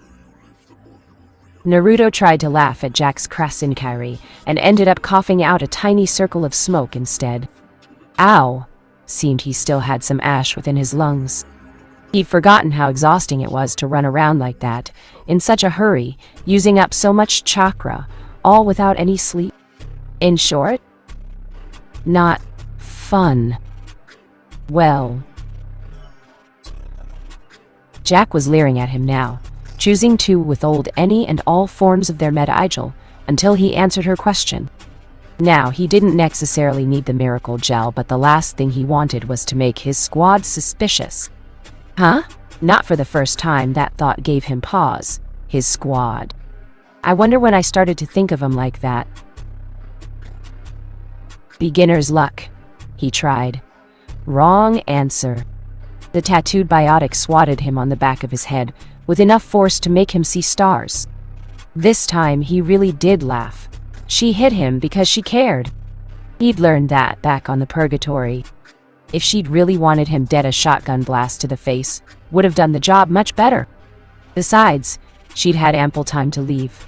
And yet she hadn't. She was the only member of the group uninjured as of yet, and thus had the unwanted task of nursing each of them back to health. After all, no one in the Suicide Squad, he'd thought up that little moniker himself, was particularly trusting of hospitals in Ilium. Our blonde protagonist was a little dizzy from using so much of his chakra, both divine and otherwise, in one outing. Let it not be said that using Kagaya didn't have any drawbacks. Coupled with the fact that it had been more than 3 days since he'd woken from cryo and hit the ground running, and, well, he was exhausted.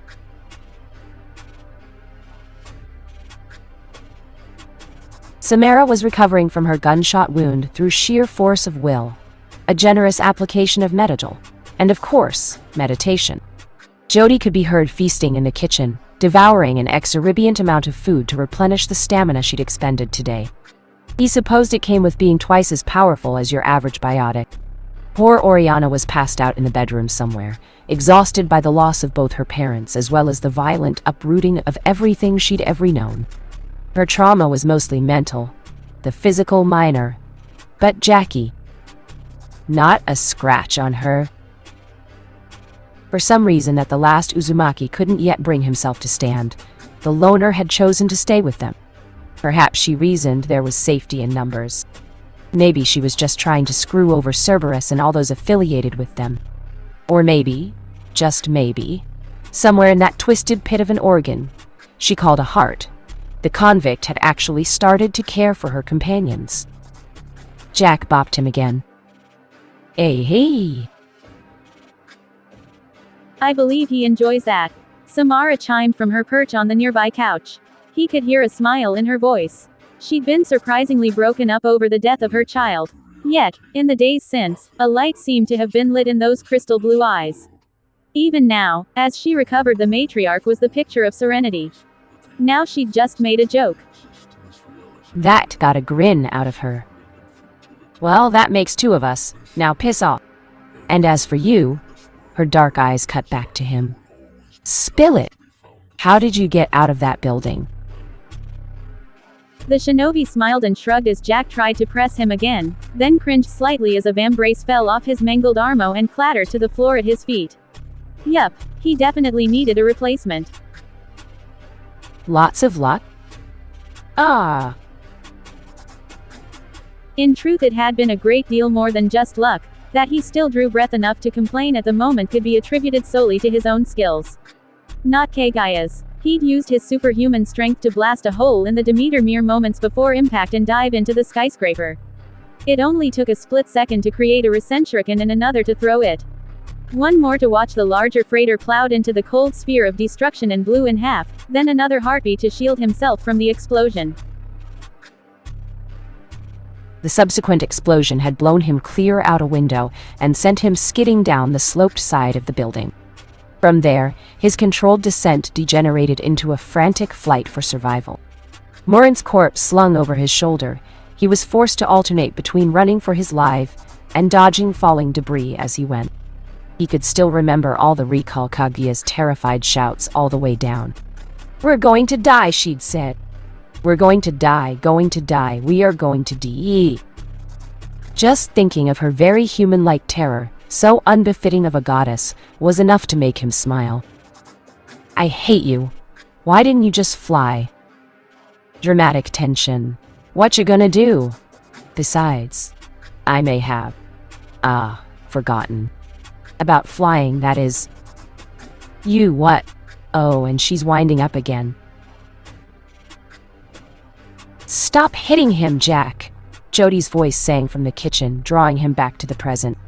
Still hard to believe she was actually calling her by her name now. They'd mellowed towards each other after the incident in the cargo bay, just enough that he didn't have to actively intervene every time they butted heads. Because it seemed like that was about to happen again. Sure enough, the freckled redhead came around the corner, idly munching on a granola bar as she walked. Green eyes widened slightly when she saw Naruto was still wearing the melted husk of his old armor. But if she was at all upset by it, she did little to show it. Besties, her beef was with Jack, not him. "Why don't you make me, princess?" Of course, that set Jodi off like a burn in a china shop, and soon enough the two women were bickering all over again. Naruto chose not to intervene this time as they bickered, instead limping over to one of the few empty couches positioned by the VD screen that provided them with regular updates on Ilium. Little arguments like this made it all worthwhile. After the chaos that came with the chase, they, along with a very stressed Oriana, had retreated to a nearby apartment to lick their wounds. It was, all things considered, a successful mission, even if they had picked up an extra mouth to feed. But Naruto was satisfied. Morinth was dead, Samara was on his side, and with all the credits they'd taken from the Eclipse mercs, they could keep this place booked for the foreseeable future. It was a home, for the time being. At the very least a temporary one until the Vendetta Kami he needed to change that name was refueled and restocked with food they could actually eat. It suddenly occurred to him that he had no idea what to do next. All of his actions until this moment had been based solely on reaction from waking up in purgatory and beyond. Finding Jodi, fending off Samara, helping Samara, rescuing a young girl who bore a eerie resemblance to one Miranda Lawson, hijacking a ship, killing an Ardat Yakshi, crashing the ship into a skyscraper. Did he mention crashing the ship? "Should be interesting to see how you top that," Kaguya mused as he slumped into the seat. Naruto ignored her.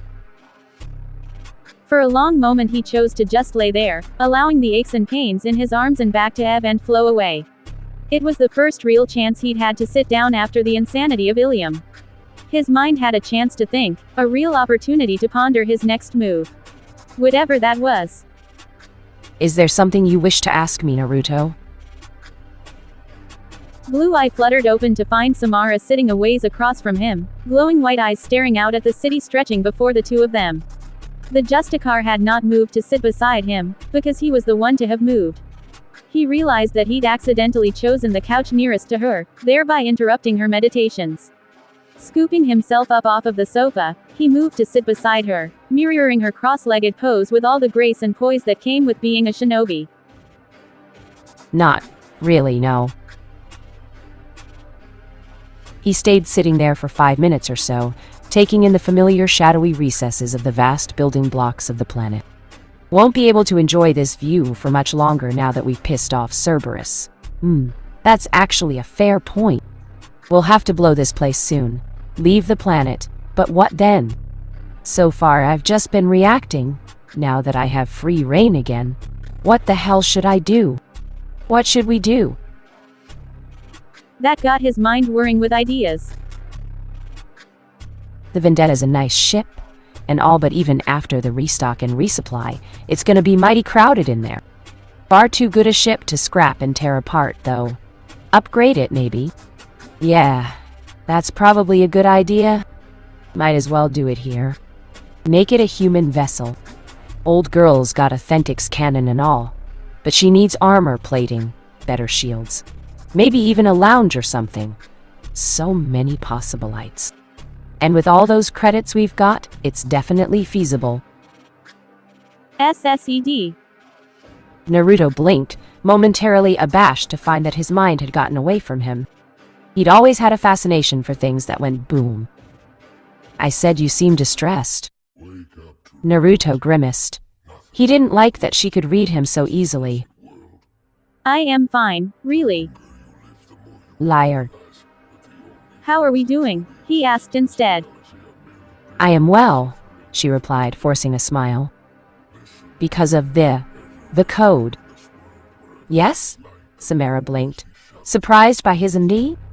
If I follow the code, I am just. If I do not, I am unjust. You have a similar set of principles, do you not? Oh no, they weren't going down that road, not when there was another elephant in the room. About Morinth, though, some people might have got the distinct feeling that now wasn't the time to ask such a thing. Naruto sailed straight past it. How are you really holding up? What would you have me say, Naruto? Her voice, once serene and calm, suddenly broke with pain. Should I express relief that you killed the smartest and bravest of my daughters? That you burned the body to ash before my very eyes, that I watched those ashes flutter away into the wind? Blue eyes turned toward the viewport, quietly observing the early morning light with just a touch of sorrow. I am glad, grateful even, that the threat she represented is now ended, but I feel as though a chapter of my life has ended and now. She left the sentence hanging there, half pride and half mourning. It got a contemplative silence of a few seconds, with nothing but the low-level ambient hum of the air conditioning systems drifting in and the murmur of Jack and Jody's wilting argument from across the hall. Naruto could almost convince himself it was like any normal day with their little group. But it wasn't. It never would be. They were four strangers brought into one group by a matter of circumstance, and to move on from here, they'd need a purpose to continue. They needed a goal. Kami, don't tell me you're going to use that speech well. Damn it. Look, he began, addressing Samara. His voice emerged as little more than a sigh. I know what it feels like to lose someone close to you. I had a friend once. He was like a brother to me. For the longest time he was lost in the dark, so hell-bent on a vendetta to avenge his people. His clan. Finally it consumed him. We came to blows over it, went our separate ways. Came together again, tried to kill each other a couple of times. His mind was twisted up in what he believed to be right. But when it came down to it, when the fate of the world was on the line, he shone through. Together we fought a great evil day. Hey! Oh, hush, he sighed. That was a long time ago. Shaking his head, he continued. And at the end of the day, he sacrificed his very soul to trap it inside of me. I'd like to think he redeemed himself in the end. The Justicar looked at him for a long moment, her expression inscrutable. This is why I sensed that darkness within you. It was not a question. You are not human, neither was that. Right on both counts. Naruto chuckled sheepishly, his good arm rising slowly to scratch at the back of his head. So, could you not tell the others? I think they'd appreciate it more if it came from my mouth. Well, he hoped Jack would understand. The alternative was being shot in the face. He really didn't want to be shot in the face. And you are certain they would not disapprove. They have proven themselves capable of violence at the slightest provocation. Lies and slander, Naruto murmured. They're good girls, just misunderstood. There was a beat of silence between them, Justicar and Shinobi. Neither spoke. Perhaps they didn't know what to say. Maybe they were each equally unwilling to degrade the moment with words. Both recognized each other as a warrior of their time, a force to reckon with, wholly uncompromising in their ways. Finally, someone broke. You are different from anyone I've met. Samara inclined her head minutely, respect shining in the cold pools of her eyes. You have been given multiple opportunities to commit injustice such as aiding Cerberus and yet have not. You have proven yourself a warrior of virtue. Those icy orbs held him, leaving him momentarily transfixed. I would be honored to work with you. Great, Naruto said sepulchrally. Feel free to sign the roster. I must be sworn to your service then, so I am not forced to choose between you and the code. Oh, that sounded binding. She was rising now. Standing. That isn't necessary. Too late. Wordlessly, she dropped to a knee.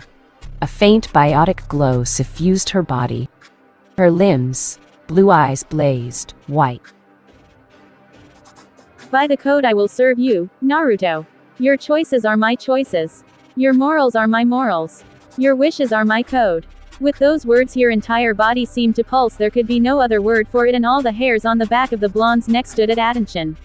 He realized he was witnessing something few must ever see. How rare it must be, a Justicar, someone who prided themselves on justice itself, relinquishing her code to serve under him. It was humbling. I'm honored.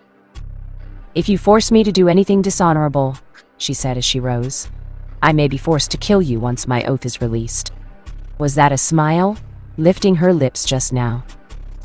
Naruto blanched. Right. I'll be sure not to do that.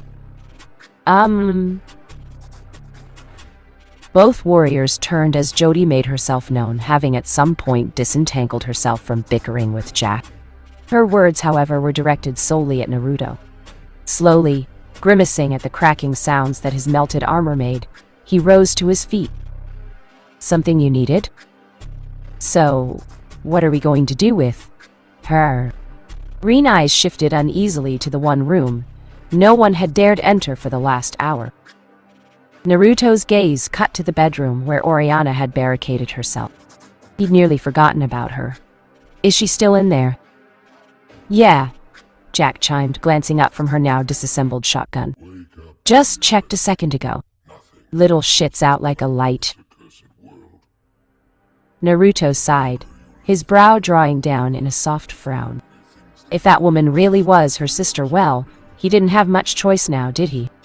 His morals wouldn't let him do anything less.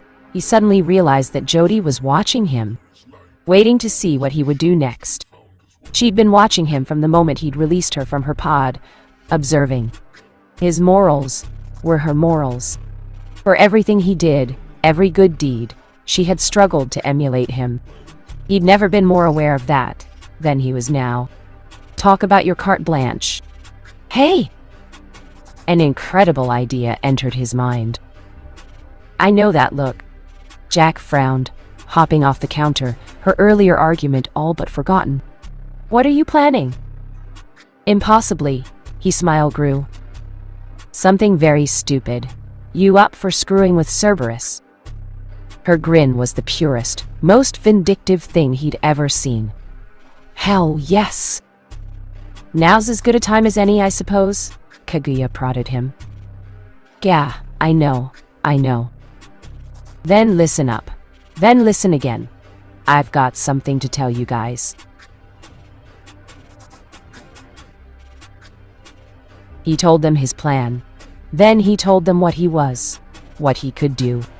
And when all was said and done, there was no confusion, no dissent, no demanding of answers. Just simple, muted agreement. They would not judge him for something he had no control over. To his amazement, Jody actually approached him. When she grabbed him, he stiffened, his instincts screaming for him to move. But there was no danger. Her arms were not trying to strangle him.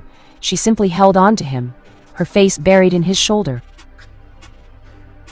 Her tentative embrace lasted all of 1/10 of a second, before Jack muttered something. Jody jerked away, cheeks flaming as she returned one insult with another. But the deed was done. It had served as a reminder. He wasn't alone. He would never be alone.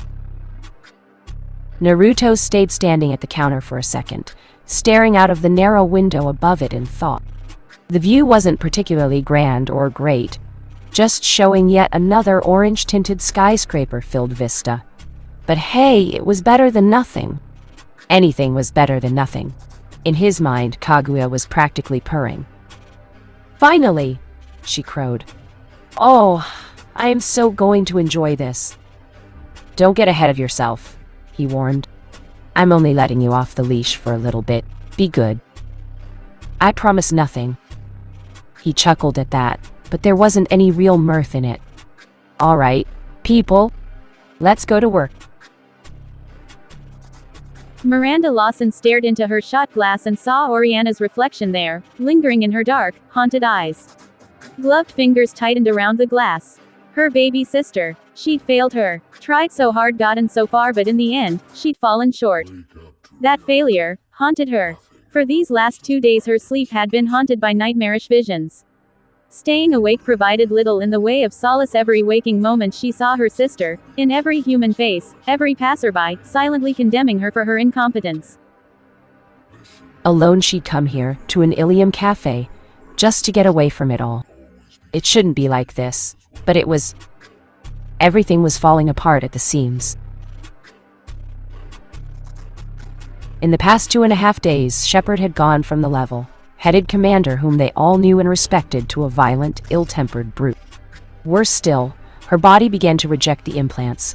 What once been a pristine face was now marred by 3 red lines beneath the skin. Nothing major, but corrective surgery would be needed soon. Miranda knew what was bothering the woman. Her foul mood had everything to do with the squad that had ambushed them on the docks, with the man working to sabotage their mission. She needed to be in control of the situation. The elusive man had told her as much. Keep Shepard under control. But she wasn't, couldn't. The man who'd laid waste to them was a veritable ghost. There was no data on him anywhere. On his companions, yes, but the man. Not even a name to go by. All they had was some camera footage. No name, no record, no anything. Beyond the one wanted bit of him that they'd seen. Beyond it, he didn't even exist. Some of the folks on the SR2 had taken to calling him Prometheus for shits and giggles. Its irony was not lost on Lawson. Neither was the anger. They have no bloody right to do this to us. To Oriana. To me. They have no right. No right at all. The damn man and his damned blasted mercenary squad. They'd woken to find every Eclipse agent slaughtered and naked. Foul, traitorous naked, lying dead by a gunshot through the head. Oriana was gone. A careful search through the net revealed nothing save the astronomical death toll of Eclipse. Someone was cleaning house. And that someone had taken Oriana from her. She didn't know how she knew, only that she did. Maybe it was woman's intuition. Or blind bloody luck. Who knew? It didn't matter in the end. She would find him, and she would make him pay vow. "Good afternoon, Miss Lawson." Her gaze snapped up as a soft voice called to her from her table, angry eyes cutting across the one who had spoken. No one should know that name. She found herself face to face with a young woman, roughly 20 or so years of age. Clad in a flowing black dress, this one was the picture of elegance. Her long, flowing white hair formed a flowing curtain down the length of her shoulders.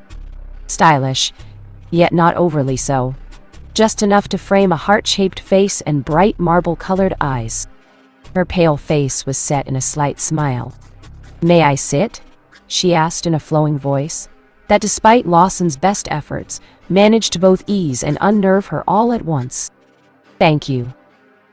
Without waiting for permission, she took a seat opposite her. "My name is Kaguya." The woman interested herself. "I represent an interested party in the matter of your sister's recent disappearance." Turning, she waved down a waitress and asked for tea. Miranda watched this movement like a hawk, her mouth set in a hard line. There was one option she'd failed to consider. No, refused to consider. If Henry Lawson had gotten there first. I have nothing to say to one of my father's cronies, she hissed.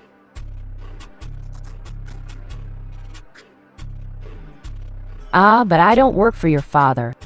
Kaguya's mouth quirked in an insufferable, knowing smile. I work for someone else. What's that quaint title you're using for him nowadays? Prometheus. He has something to say to you. Personally, I believe it an exercise in futility. But thank you. She paused to thank the young Asari that arrived with her drink, and waited until the maiden was out of earshot before continuing.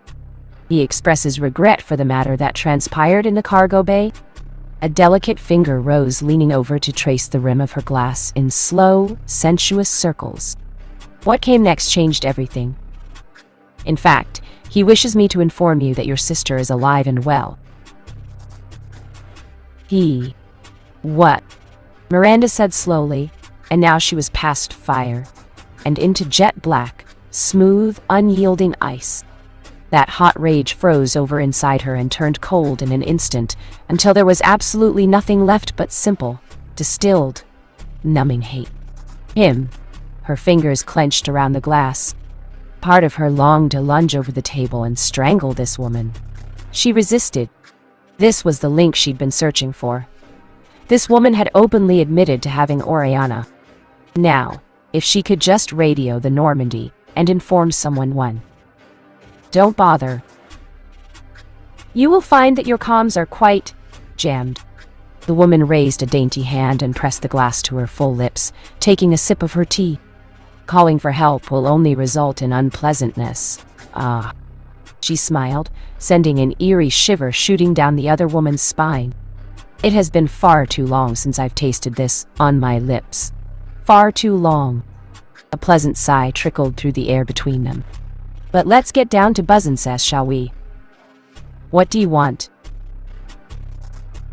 Information, came the reply. Miranda cut her off before she could continue. You mean on the collectors? The woman's brow rose, a rare look of surprise momentarily overtaking her features. That's twice I've heard that name now. In as many days. Explain. They're servants of the Reapers, that's what they are. Exasperation colored her tone, and they're abducting colonists all across the terminus. Kaguya had turned ashen now, her normally smug countenance oddly blank, by comparison in the wake of those words. Something had shaken her, badly. Do you have an image? She spoke slowly, choosing the words with care. Of these Reapers.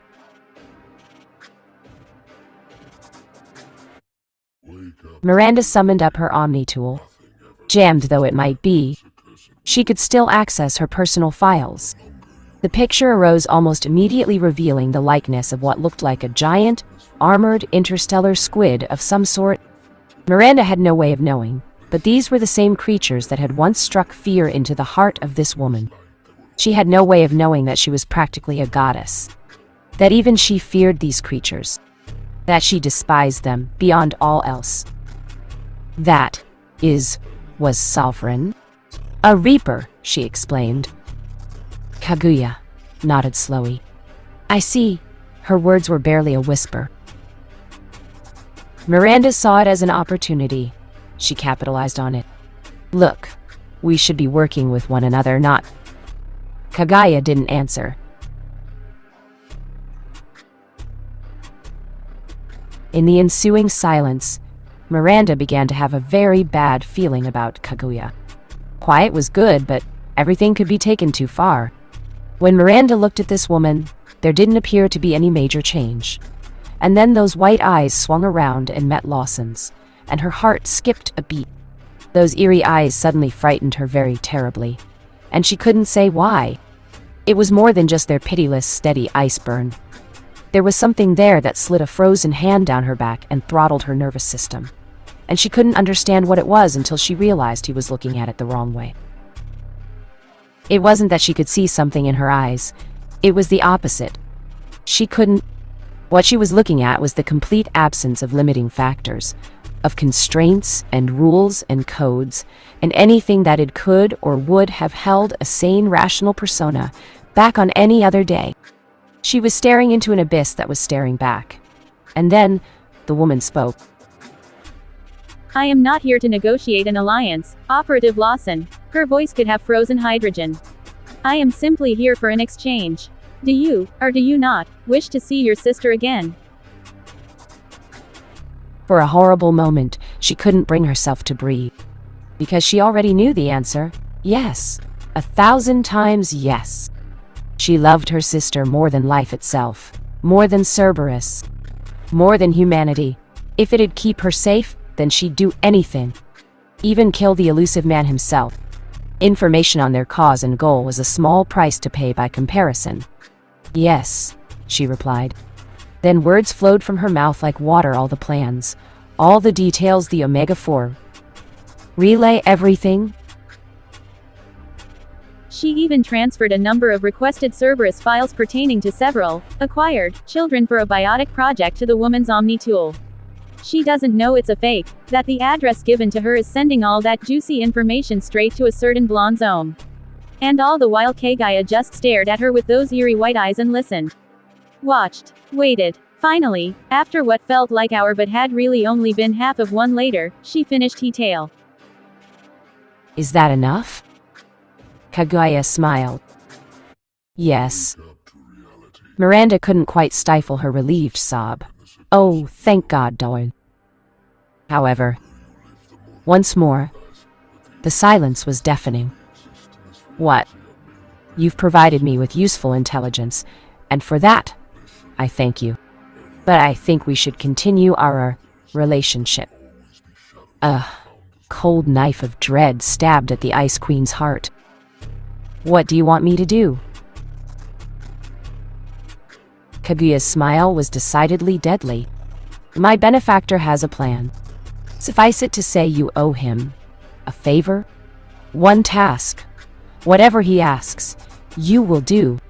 This is not an attempt at blackmail, merely a promise. We will not harm your sister in any vein, but neither will we allow you to return her to Cerberus custody. They cannot be trusted, not by any means. Keep her on the ship if you must. But when the time comes, remember what you owed him. That is all I ask. And I say no. Ah, Kaguya purred. I was hoping it would come to this. Come to an. Miranda didn't see the third eye blossoming in the woman's forehead until it was too late. She'd never experienced a genjutsu before, one as finely laid as this. In an instant, she was hopelessly bound, her mind captured and taken hostage as a single command was imprinted upon it. Kaguya smiled. Good girl. Now you're going to be oh so helpful and do whatever I say, nay. In the time that it took to put the elder Lawson in a trance, she summoned Oriana out of the shadows. The girl remained quite skittish in her presence, but soon this would all be over. Wink, and it was... Miranda blinked, touching hand to her forehead. Odd, why did she have a migraine all of a sudden? Must be the stress. But even that thought fell away as she laid eyes upon the now stock-still figure less than a foot or so away from her. Her eyes widened and she shot up from the table like a rocket. Ori? The girl stiffened with a small cry, a deer caught in the headlights, standing ramrod straight as her sister went to her. Kaguya almost pitied her. Well, Miranda said after a deep intake of breath. That was very enlightening. She looked over at the woman, who had apparently made it her #1 mission to maintain eye contact at all costs, and then at the quiet woman pinioning her with that gaze. Bloody hell. Her head swiveled once, as if to say, keep talking. So she did just that. I can't thank you enough for. Farewell, Operative Lawson, the rabbit goddess said, rising effortlessly from the table. It has been a pleasure. Her mouth quirked in a slight smile as she moved. Heels clicked quietly against the floor as she walked, gliding effortlessly into the distance. We will not meet again. When she turned to risk a glance back at her, all she saw is a plume of smoke. Meanwhile, in the Ilium marketplace. For what? Naruto jerked and doubled over as the clone poofed out of existence, its memories, and Kaguya rushing back to him in a red sea of pain. Putting her into a clone had been risky as well as painful.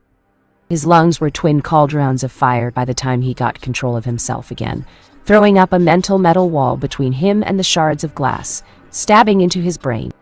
He had no idea how he was still alive, but he was damned if he was going to object that he was still among the living. Risky, his mind chastised. That was very, very risky. But it paid off, didn't it?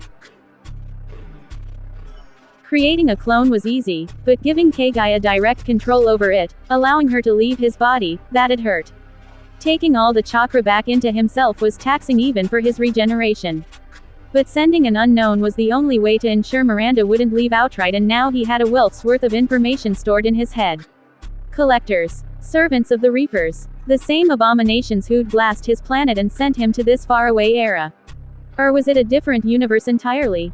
Who knew? Perhaps they simply purged all universes. In time, no more brooding. He needed to recover. Ah, Kaguya purred like a contented kitten from within his head. That was wonderful. Shame about the Reapers, though. It killed my good mood. Jody was suddenly at his side as he came back to himself, her green eyes wide and frantic with terror. He could hear her words, faint and muffled through the pain, and then pop. With a blink, his hearing returned. Right? Fine, fine. He soothed at her, straightening from his pained crouch, his hands creasing at his armor. Just catching my breath. In the meantime, since they'd put his plan into action, he'd purchased a suit of ebon black armor to replace the one he'd charred in the fires. All sleek edges and streamlines, the heavy plating was more than enough to stop most bullets, as were its shields, yet still light enough for him to move like the warrior he was. The thing handled like a dream, even when his body hurt like hell. But it was more than that. Collectors, Reapers. He had a connection now. A link. A goal. Purpose. The same beings that had attacked his home, slaughtered his people. Did it work? Jack asked. Let's find out. He glanced down at his Omni tool and realized it was active, signaling that a file several in fact had been transferred to him. From on Miranda Lawson. But there's more than that. An assassin. Here, on Ilium. Skilled, it says. Very skilled. He feels his lips curl in a small smile as he reads over the name. Thane Krios. Hello, Mr. Krios, what brings you to Ilium? Naruto grinned as he returned his attention. His comrades. Well now. Looks like there's some ruckus up in the Dantius Towers. An assassin. Shepard hasn't gone after him. Yet. Might as well go have a look, see if he's interested in knocking a few heads together.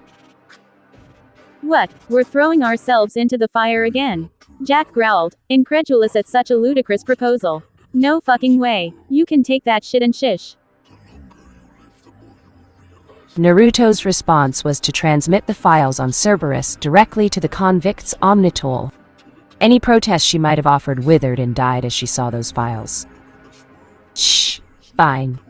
But after this, I don't owe you shit. Naruto knew the words were empty, and so did she. A thin veneer of bluster so she didn't appear soft. He shook his head at the thought. What a strange group he'd found himself with. So, he began, steering the conversation into safer waters. I guess Samara isn't back yet. I am here. Naruto started slightly as the Asari's voice sounded behind him. She had somehow managed to sneak up on him when he wasn't looking. Jesus, don't spook me like that. I apologize if I have offended. Her head inclined demurely. Did you find out anything? The Justicar inclined her head in a nod. Operative Lawson returned to the ship with her sister immediately. I can verify that neither she nor anyone else has left the Normandy since. The bug you planted has picked up some chatter as to their plans, but nothing concrete yet. The unspoken warning lurked there, hanging like a noose over their heads. They haven't moved against us yet, but they will. Soon. Naruto knew it. Jack knew it, and so did Jody.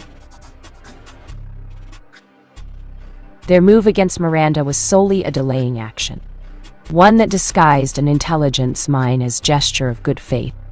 Oriana had no idea they'd stuck something like that on her clothes. At least now, they wouldn't be completely blindsided. But once they discovered that But was going to get ugly fast. Good. That means we've got some time. So we find Krios, make an offer, and then we get the hell out of Dodge. He trailed off as he saw Jody poking around a nearby kiosk. The gentle green pools of her eyes were fixed on what looked like a set of azure armor with a price tag that made his recent acquisition look positively tame by comparison. So focused was she on said item that she'd neglected even to take part in the conversation at all. Once she'd determined he was in good health. Unbidden, a chuckle leapt from his lips. "You want that, huh?" She started, caught red-handed. Jody. Yeah. Her eyes shone in unspoken need. Naruto sighed and made the purchase. "There? It's yours. Now get suited up. We've got a Drell to find." The redhead beamed. She'd never been happier in all her life. Commander Shepard had never been more miserable in all her life. She didn't understand what was going on. Jane didn't understand it. She was a hero to humanity, a bloody icon, the butcher of Torfin. She made the hard decisions, did what was right. Some might call her ruthless. She thought of herself as pragmatic. She did what was necessary for the good of the galaxy. She'd stopped Saren, thrown away human lives to save the Council, gave them their deaths in exchange for the lives of the Destiny Ascension, secured humanity a seat on that damned throne, done everything asked of her and more. But now... Now, she was nothing. Being beaten by a bunch of merch was one thing. But this? Being tossed out of the Alliance was like a punch to the gut. From a drunken Krogan. Yeah, she was working with Cerberus, but they were only ones doing anything about the colonies. That had been the last straw. So the Alliance kicked her out. Fuck them. Fuck that man and his allies. Fuck everyone. They'd thank her someday. At the end of it all, she would be the one to save them. And then they'd come crawling back, Anderson and all the rest. She was a goddamned specter. She need the Alliance. She had the elusive man's backing, and she had her team. What was left of it? If this stranger kept acting as he did, he was going to undermine everything. Jane hated him, despised him. That cocky grin of his, the odd way he spoke to her, the demeaning, mocking lilt of his voice. He thought he had the upper hand on her, thought he was in control. But she paid her debts. Her eyes narrowed on the grainy footage before her. Finally, they had a name to go WTAI of the face. They'd let it slip, Naruto. She was going to end him. One purchase and a discreet discussion with another Asari later, and Naruto and company were on their way. They jogged down to the garage and selected a car to suit their needs, staying carefully away from what looks a great deal like several shoddy taxi cabs, and they all piled in. Within seconds, they're jetting away into the searing brightness of Ilium, ready to wage another war. The coordinates have come through from Miranda's file. They mark out a location deep in the residential district. Jody calls up a map as they plan their next move. They'll land near the tower under construction, rather than just fly up.